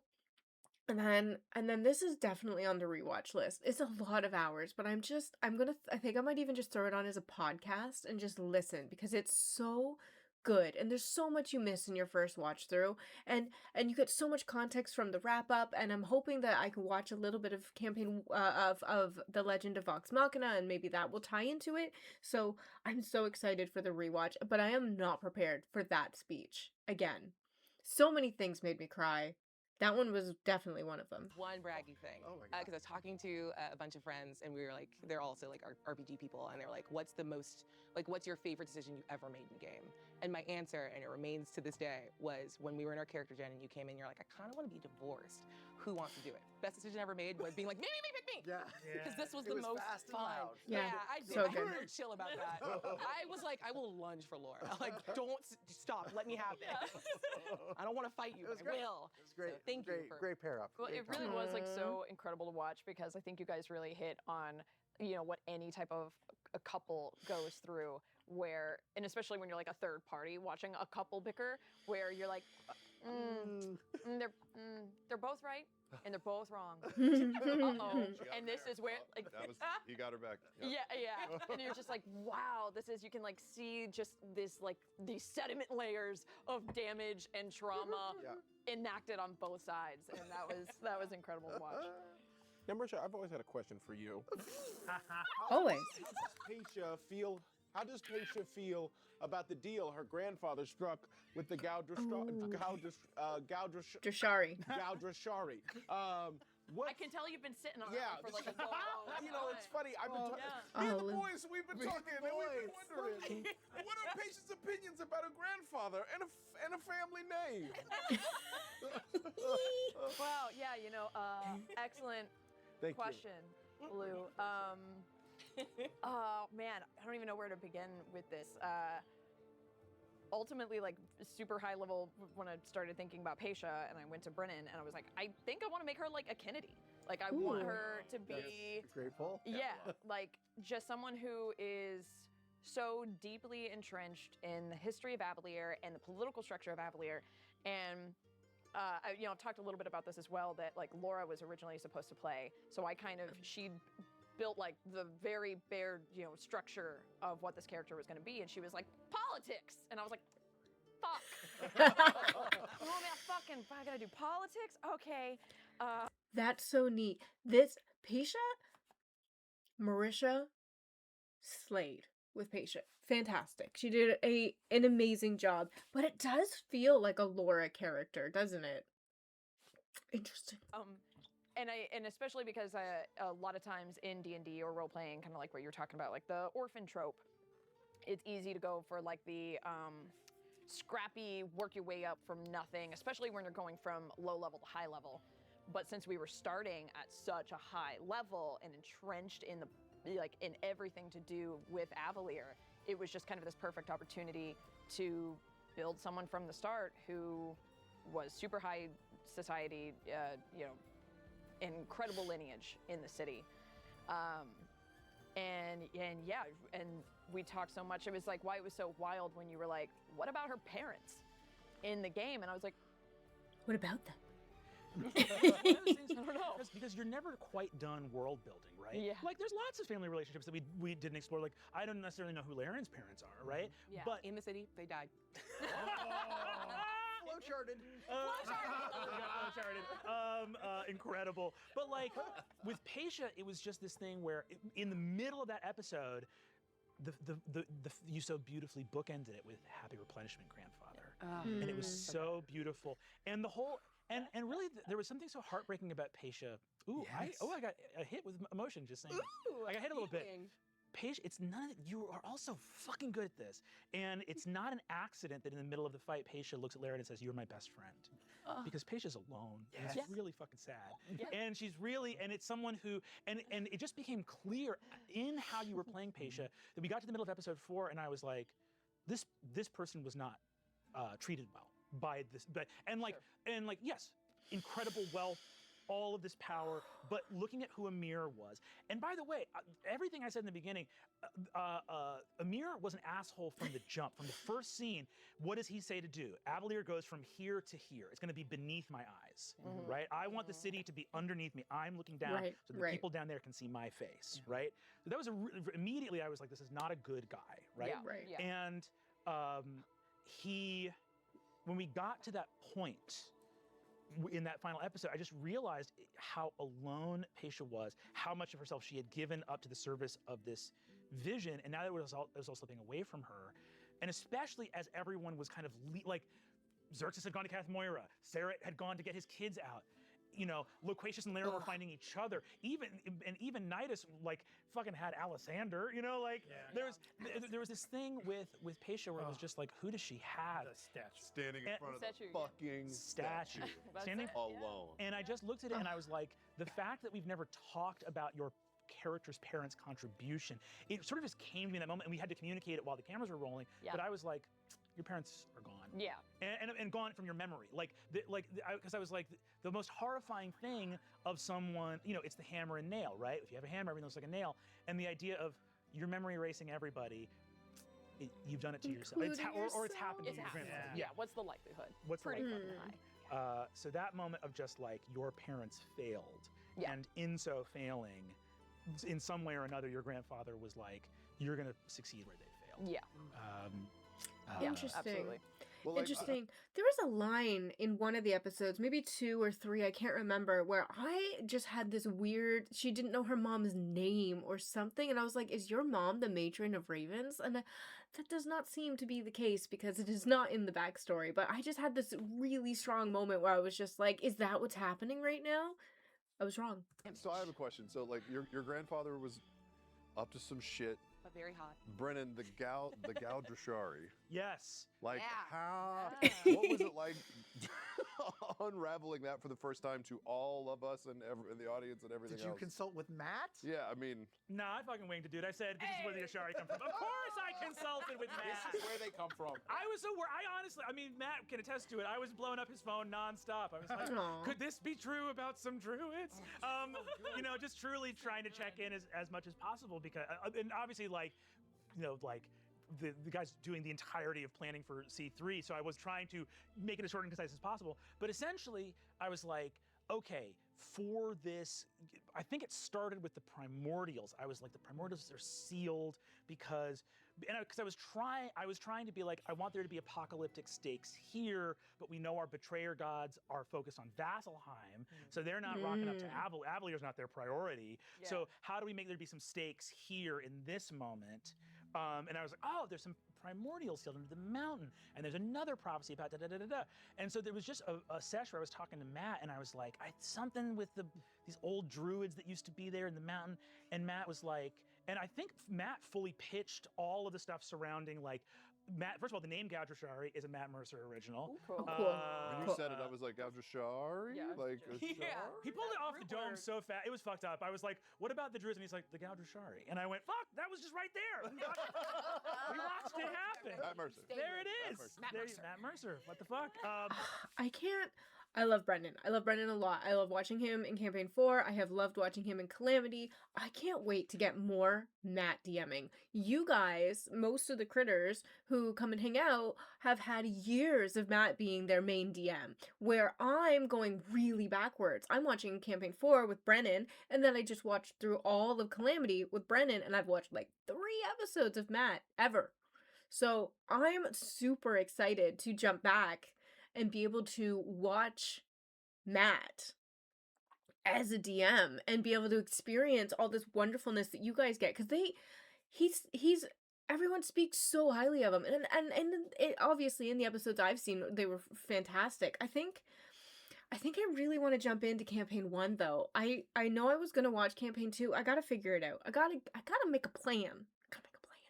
And then the you know, I had been talking about like it was a perfect marriage, I feel like, of because, you know, like I was coming in with these like story beat things, right? Because for me, of like, especially doing short run seasons, it's like, okay, here's the beats we have to hit, and I was like, and then going to the fucking, you know, the creator of Exandria, this like master world builder, and being like, it would be great if Vespin had released the betrayer gods from their prison, but there was some other stumbling block that we can focus on in this story. If there's something from these druids that they put in the city that the wizards kind of don't give a shit about anymore, right? So you can even hear it like in how I'm saying it, of like, here's a fucking fuzzy little thing I need for a story thing to happen. And Matt goes like, okay, and just immediately on the call spins this whole thing about the Gadashari and the fact that the primordials, there's an analogy to the elemental gates of the Ashari, and the idea of the elemental rifts, like the idea of there's always been this connection to elementalism through the primordials and other stuff like that. And then the Tree of Names being this thing that was itself crafting a druidic protection over the world was also a Matt Mercer original. Oh, cool. I mean, so he guys, made the tree. Obviously, we know that both of you are super talented, but the way that you guys did this together is just, it's astounding. I know. I'm doing this to camera, but also Matt's literally right there. Oh, man. Hi, man. No, it was so cool to. It was also so cool for me as a player because, you know, I've only ever really played in one shots or 3-year-long epic campaigns. So it was cool to come into a short-ish, you know, I guess short medium story, and just to see how you approached it and how you approached gently pushing and prodding us into character creation that would serve a shorter form story, and keeping us sort of always on task with like, okay, you don't have a short term, a medium term, and a long term goal. You really just have this one. This is the one that we get. We got to keep you focused on it. And it was just so cool to watch you balance the needs of this short form story with the demands of Matt's gigantically huge world, and it was that in and of itself is a feat, and you should be congratulated for it. Thanks, Suck, Brennan. Oh, wait, that's how the help. Well The clap. It was what an incredible joy, and I feel like that's the so much of the fun of stepping in here for the story was that thing of like almost like an operator or a switchboard, right? Because you have all this beautiful material, and you're like, okay, Vespin chlorid, like all of the. I was going back over it, like it's like why was Asmodeus the betrayer god? And you're like, in the lore of Exandria, pre-established by Matt, the rumor is that Vespin Chloris is at the right hand of Asmodeus, and you read that and you go, well, if this motherfucker released every betrayer god, why is he at the right hand of just this one guy? And just all of a sudden, just the ideas start coming, and it's very like, okay, and you plug that in there, and you go, okay, so Vespin does that, but it's the Age of Arcanum also was just shitty wizards everywhere. So I don't want it to be like these guys were fucking just like, we never did anything wrong, and just Vespin Chloris ruined fucking everything for all of us. It's like, no, you're all fucking culpable, baby. Like Vespin is symptomatic of the larger age, right? Like, and you all share some blame in this, right? And then establishing, but like, why does Vespin Chloris have the unique sort of like station that he does in the conscience of Exandria? And it's like, well, number one, Avalir was so destroyed that like, what fucking stories came out of it, right? As opposed to Vasselheim, which we know does get successfully defended by the prime deities, and Vespin Chloris's like crimes were known in the city. So it's like his story has a way better chance of surviving historically. In addition to the deal he made with the fucking Lord of the Hells to never be forgotten. Yeah, can we also just like, I'm gonna barf compliments on Luis for a second. Yeah. Because like, my first time playing with you. What a sentence. Can we just, need to come back from that one. Blech. It's at our table. Surely Brennan will pick on someone else to start the story.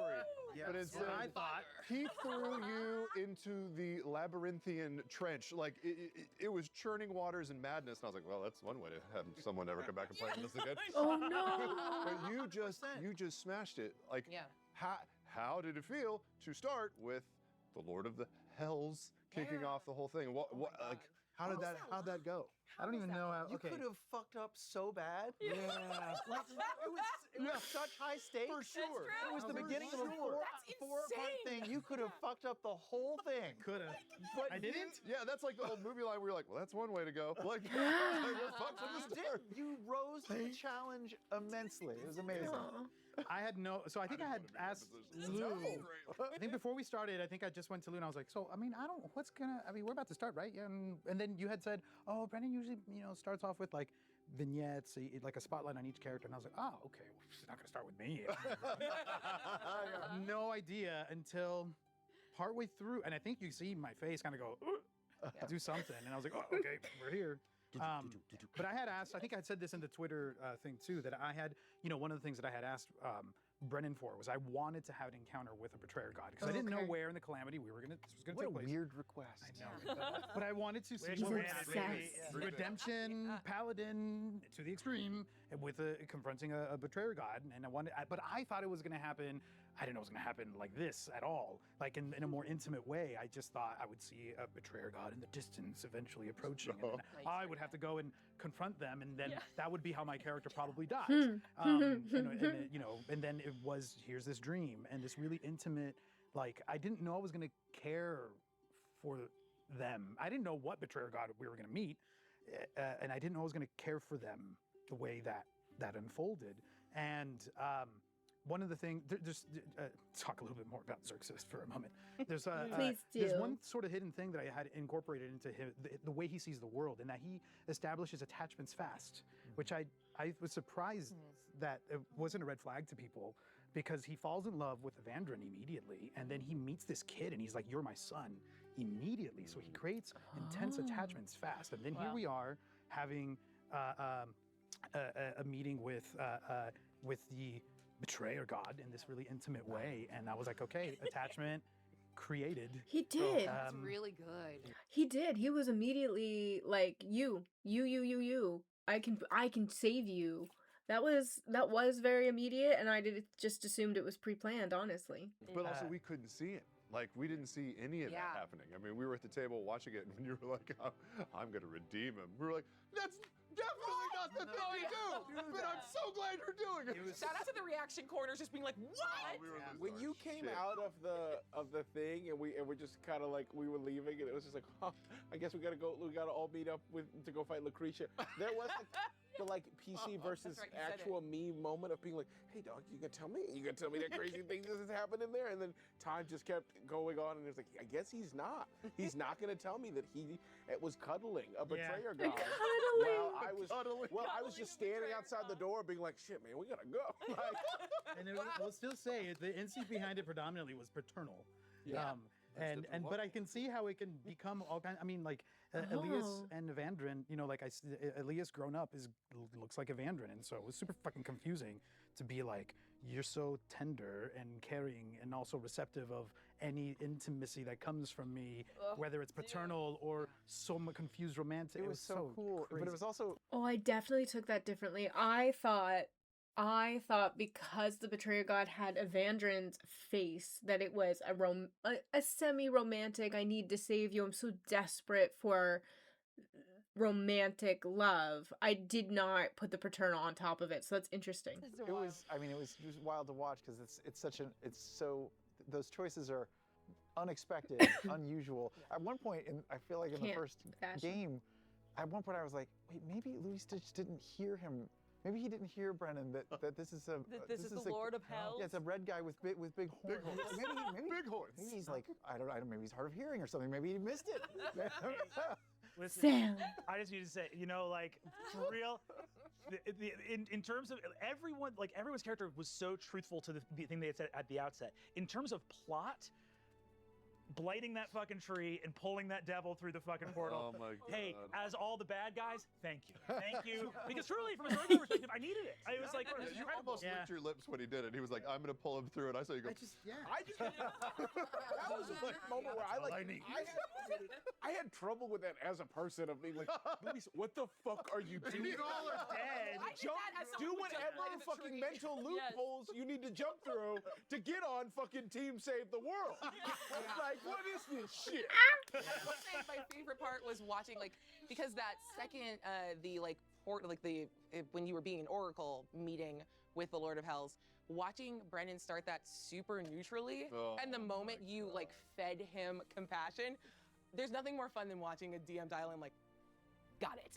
Got it. And then you watch the entire encounter change to feed you the thing that Zerxus was already there's something so beautiful about the way you stated everything, which was never asking anything of him or inciting or doubting it. You were feeding him what he wanted him to tell you. Yeah. And all he had to do was bounce it back at you. And it was just the most heartbreaking thing I've ever seen, because I was like, oh, I understand exactly why a person like Zerxus in this moment would do that and get that back. And it's just this horrifying feedback loop. 100%. See, I'm just a dumb mark, and I was like, oh, are they going to try and play this like Asmodeus is actually betrayed? Like, he's a good god, he didn't mean it, he's a good guy, history was written by the winners, like maybe he's like Lucifer in that horrible police procedural TV show, and he's not actually a bad guy. Maybe he's not a bad guy. But I also went into this being a huge dum-dum, thinking it was going to have a happy ending. Why it would never occur to him to try to challenge that by doing mechanically an insight check, or didn't do his own truth there. Not that it would have worked on the Lord of Hell, but he wouldn't. He didn't. He tried to do a bunch of things, remove curse, a bunch of stuff that I knew would fail, but he was going to try to do. Yeah. Well, and I love that commitment. But I think it's also I mean, the Lord of the Hells is evil. It's like the most evil, the evilest, right? And what is more evil in terms of being a liar, the god of lies? Like trickery is one of his domains. Is like, no, I don't flim-flam a person with a steel resolve. I do what real evil is, which is I find somebody who already wants to believe. Yeah. You find somebody who already wants it. Yep. And you go, is there something that you'd really like to be true? Well, I'm not going to... How much does the devil even lie in those couple scenes? He mostly, you say stuff. You're like, Prime Deity, they did this to you. And Homeboy's like, yeah, sure, man. Yep. Yeah, that works for me. It's so much, good. it's so much him just letting you walk to where he wants you to walk. I love devil stories. I don't know why. I'm weirdly obsessed, but my favorite type of story is when the devil says he never lies and he will only ever tell you the truth. And it kind of goes with like demons that respect their contracts. And it's so interesting having the dynamic of I will always tell you the truth. Everything I say is facts, but I'm the bad guy. And you're going to have to be so careful when you listen to my wording. I just love that stuff. Yeah, it was such a chilling take to hear you do the devil going like, I never know what I'm gonna look like to people. Yeah. Just nonchalant, chills up my That was back. good. Doesn't want to do this. Doesn't want to be here. Is I'm over it. sorry. Not conniving. Not arch. Sorry about my bad breath. Oh, It was the most. You did a lot of terrifying things this entire campaign, but that was the most terrifying. And I'd be lying if I didn't say there was a part of me that was like, I just saw something that Brennan is capable of. Yes. That's red flag. Yes. About the person? Respect earned. Well, I'm glad that Brennan is like elevated. an incredibly good and moral person to his core, because you're very intelligent, and I'm like, oh, he can tap into like this weird manipulation aspect. But that is horrifying. But that's horrifying. Of course, I mean, well, that's the thing is that type of like what's so scary about manipulators is that they actually have. Well, there's a whole thing in there's a whole article talking about the neurology of it. But they literally said like for that kind of manipulative behavior, it's like high cognitive empathy, low emotion's not the right word, but in other words, you don't feel it when you hurt people, but you know what will hurt people. Right. And it's like those type of people have profound understanding. Like the idea of like, no, I really get you. And I know what I need to say to, there was so much stuff we didn't have time to get to with even in all the hours of that long finale, but I spent a lot of time thinking about the Lord of the Hells and what he thought about stuff. Yeah. And there was a thing of like, if it ever had been a longer conversation after his turning on you, of you being like, what was a lie and what was the truth, very little that he said was a lie. There were some lies in there, very little was said, but when he showed up to you wounded, that's the manipulation of him showing up injured because and I remember the line I had for him was going to be yeah, I appeared to you injured because you guys love it when people are hurting. And he's like, you need somebody to save. You know, like you love it when people hurt. And if I had shown up to you in my full power, you would have hated me because you hate when things stand tall. And just really having that thing of him being like, no, you guys are the ones who are fucked up. Yeah. And I'm just and feeding he's wrong and evil, but it was like finding what he hates about mortals was very fun. And I love it. If I scared anyone, good. Dude, the fact that you did that with, like, you dropped affectations, like, your voices and mannerisms are great for NPCs. The fact that you played the Lord of the Hells and dropped all of that, I was like, that's just Brennan talking. It's just Brennan. I know, it fucks with your head. Yeah, I love it. It's very good.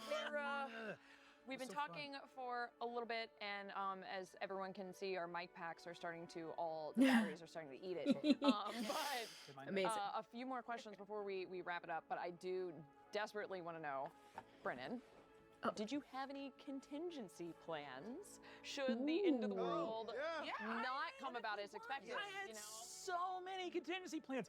There was a whole plot about the Septarian coming after you guys. I had the wizards. In a world, I had to. Well, we only had 4 episodes, so there was a ton of planning. I had like people talking about like in terms of rails. There were a bunch of railroads you guys could have gone on. That those rails just we won't ever get to. But in a world where you guys see shit starting to go wrong, and not even all of you, but just one of you goes to the Septarian, or someone goes and says, "Hey, we should alert other thing."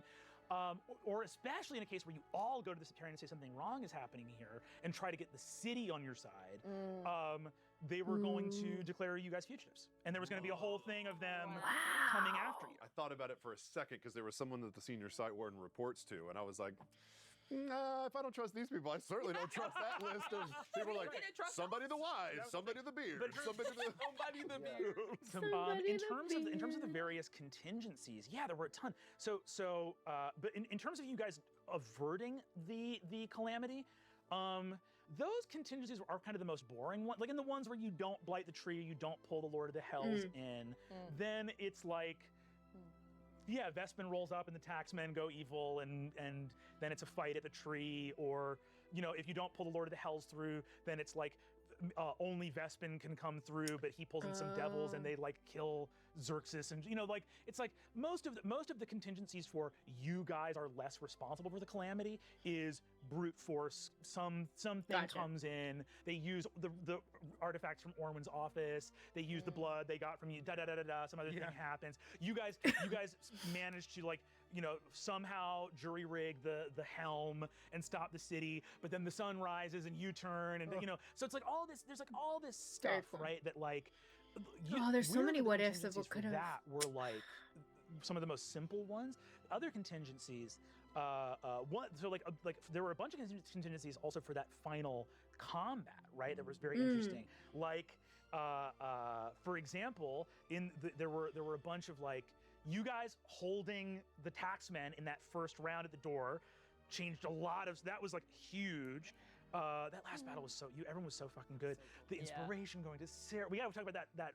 Wait a minute. Oh, okay. Before we jump into that, because that was fantastic. There were so many what ifs. Like, if they had averted the calamity, like in my little happy bubble with rose-colored glasses, I'm just like, you got this, guys. You can absolutely avert the calamity. You know exactly what to do. Sacrifice yourselves and do this and do that. You guys got this. It'll be fine. We'll save everyone. The betrayer gods won't come out. That's how a D&D campaign works. That's not called the calamity. You save everybody. Well, not always, but you try. And so it's like, we'll get this. It's fine. We'll get this happy ending. I know that I lie to myself, I think, a lot. But yeah, I don't know. I really thought that we were gonna be able to have a happy ending or do something, and then I was like, what happens if they avert the calamity, because it's already history in Exandria, and the other apparently they're in campaign 3 right now. Like, they've got 3 campaigns going, so like they can't change the past. It's interesting how they did this in a different. It's all very interesting, and I'm very interested in all his what ifs. But now I want to hear this piece, because this was so fantastic. Yeah, the last thing I'll say is I actually the contingency I had for Laerryn, there was a very there was that moment at the end with Vespin and the insane nat 20 that got him down. I actually had contingencies for what happened if Laerryn died. Which I was totally prepared for Laerryn to go down in that last final fight, which was essentially that someone was going to have to make a unreal, impossible DC Arcana check with disadvantage to figure out her work to try to complete the last couple. And if that probably would have been Loquatius, which would have been very cinematic in its own. So good. I should have died. I'm sorry. Yeah, you should have died. You should have died. Wow. Give me my moment. Yeah, no, 100%. Forget about that. But wait, that final was. Wait, hold on. That final roll. That final Yes. roll. 30 and the 31. 31. Yeah. They wouldn't have been done without the inspiration, without the buff. Of course. I mean, That's right. We were all just throwing everything we had to just like get Cerrit out. You got this, Cerrit. I mean, it was just so good, at least just from my chair, because he had done all the things he needed to do for his kids. He had atoned in that way, let all that stuff go, focused on the thing, killed the thing, but it wasn't done. Like, could he get out and leave? And it only would have happened. It only could have happened because of the Ring of Brass. Yeah. He couldn't do it by himself. Yeah. And so that was got just chills. so fucking not perfect. Yeah. Make me cry again. One little spark of One hope of those at the things end. where it takes the whole table. And it It wasn't mattered that guaranteed we were friends. at all. Yeah. Yeah. It's not. That wasn't in the. Without that Oh. 8, For sure. without that 8, there's no world where that. Yeah. Possible. He goes down with everybody else. I mean, realistically, too, we still don't really have any idea. Like, did Cerrit make it back to his kids?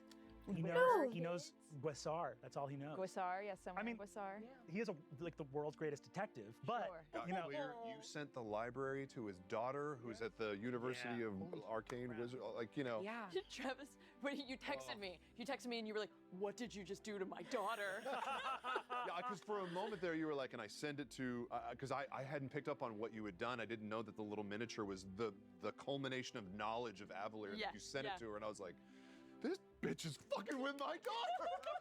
That's so There's funny. no limit to her evil. Oh wait, it's way, way better than that. But I mean, to be fair, like, I don't know, like, because part of my inspiration for Patia was like, what if we hadn't lost the Library of Alexandria? What if we had a record of all of that and all of this knowledge just hadn't been lost?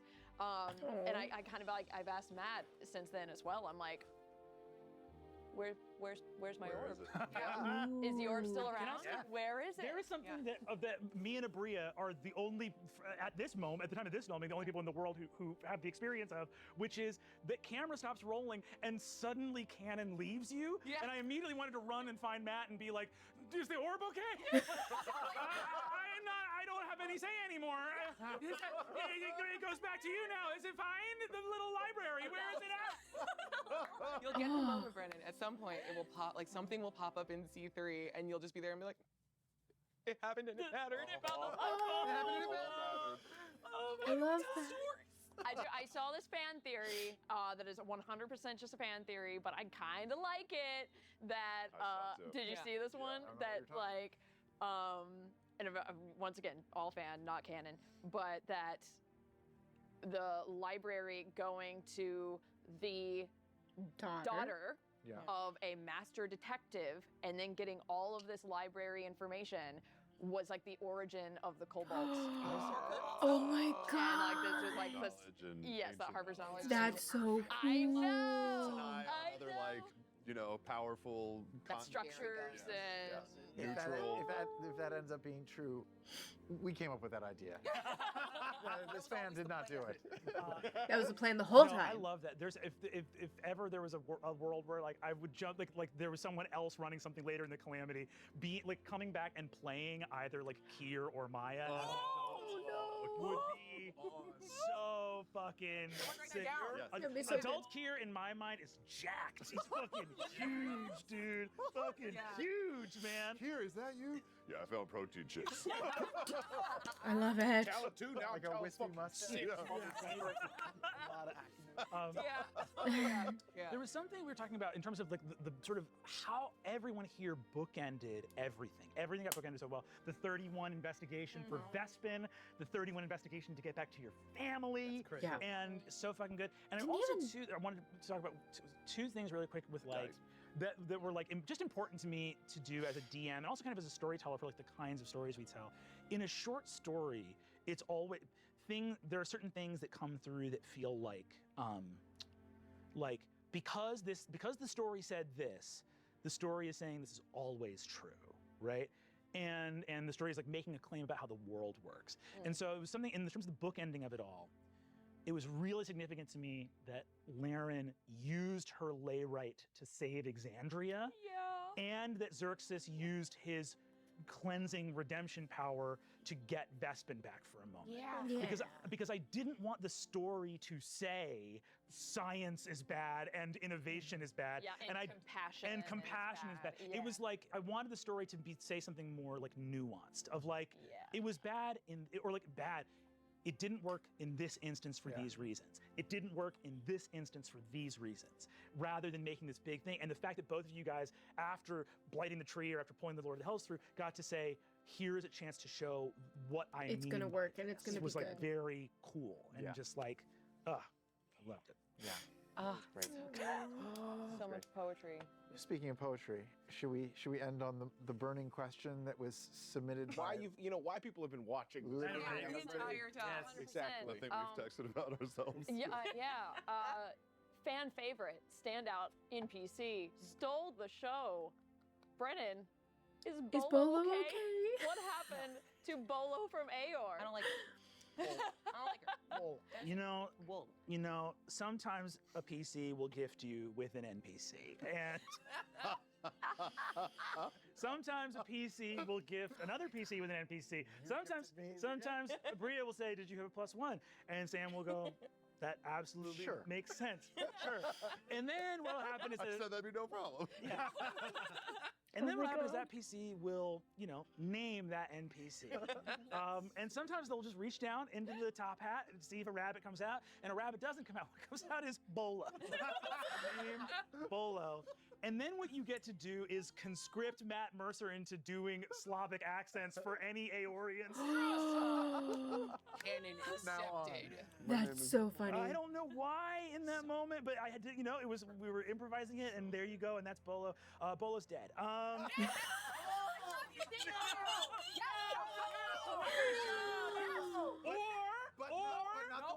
Or not the way you think. She dies 12 hours later because she gets hit by a wagon. No. She teleports. Which one is it? No.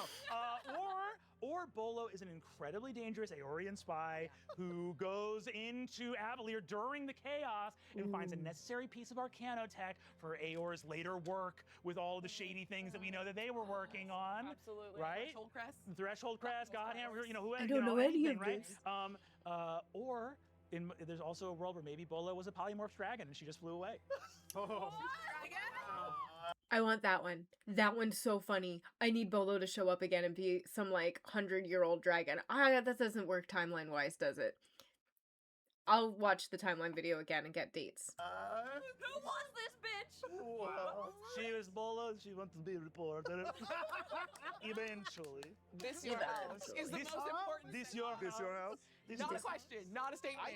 Just words. She can't be a polymorph dragon. She couldn't be. Why not? She doesn't know how to ask. She doesn't know how to get a beer from a Hadmadar. Not all How many beers are dragons out here grabbing? I don't know.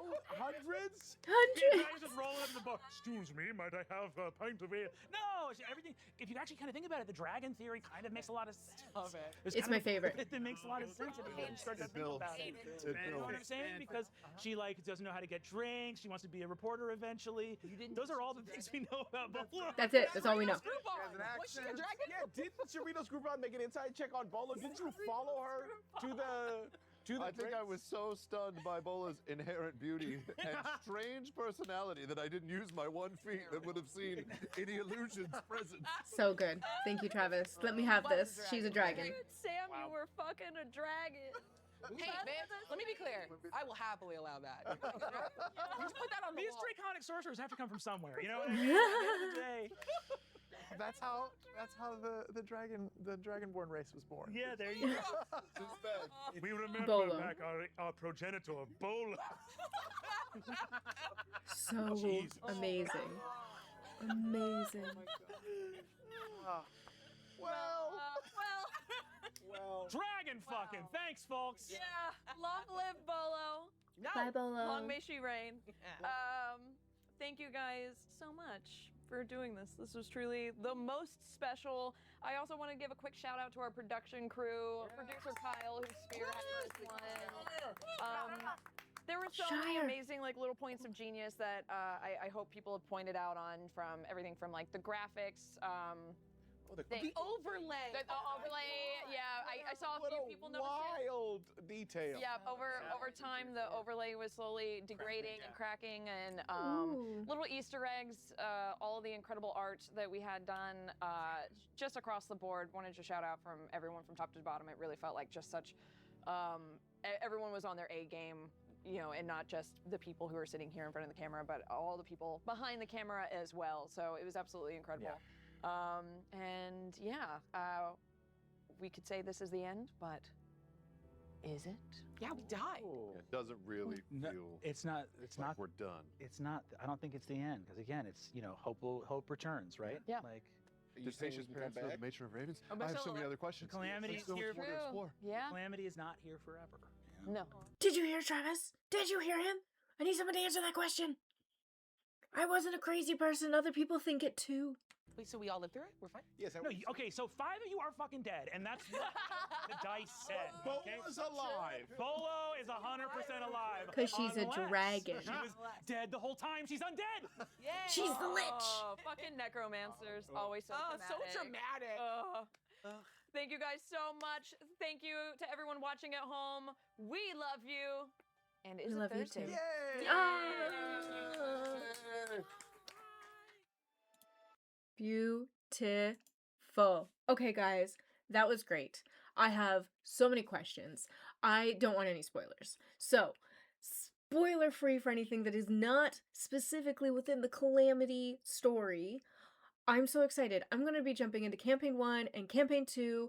I got to marathon them because we've got to get into Campaign 3 because I need to know about the Fae. Everything has been super fun so far. I'm reinvigorated in my excitement to watch more Critical Role content. And I had questions. I want to know what inspires your character creation? How do you create your characters for your campaigns if you even get to play? Like, unlike me, who doesn't, I have so many dice and they just sit here doing nothing. What fan theories did you have watching Calamity? Like, what questions do you wish they had answered here? My main one is about the Matron of Ravens. Do you think Bolo is a dragon? I think Bolo is a dragon. I have decided that that is my headcanon. Brennan said it, and that means it's possible. Gosh. This has just been so fantastic. I've really enjoyed watching all this content with you guys. I'd really like some shorter content to be able to get some stuff out for you more consistently, but I do plan to watch through Legend of Vox Machina, Campaign 1, Campaign 2, and then wait for Mighty 9 Season 2 to come in, hopefully next year, and then eventually we will make it to Campaign 3. But for now, I'm starving. This dog needs to go out, and we are going to cut here. But thank you again. This is probably going to come out at the end of January, but I am recording it at the beginning of January. So happy New Year to everyone, or happy month into the new year for everybody. This full reaction will be on for memberships and Patreon supporters, and the edited version will be available to YouTube proper. So again, all content will eventually move to YouTube proper. It just won't be in the full versions. It'll be edited down once the editor has a chance to review. If you are watching the edited version, I will be putting the editor's information in the description with his Ko-fi. So if you feel like supporting him so that he can help get content out quicker, or just because he's been fantastic in helping us get all this content out, please feel free to do so. Anything is appreciated, and obviously only if you can and feel inclined to. Otherwise, thank you guys so much for watching. Have an absolutely fantastic one, and I will see you in the next one. Bye-bye.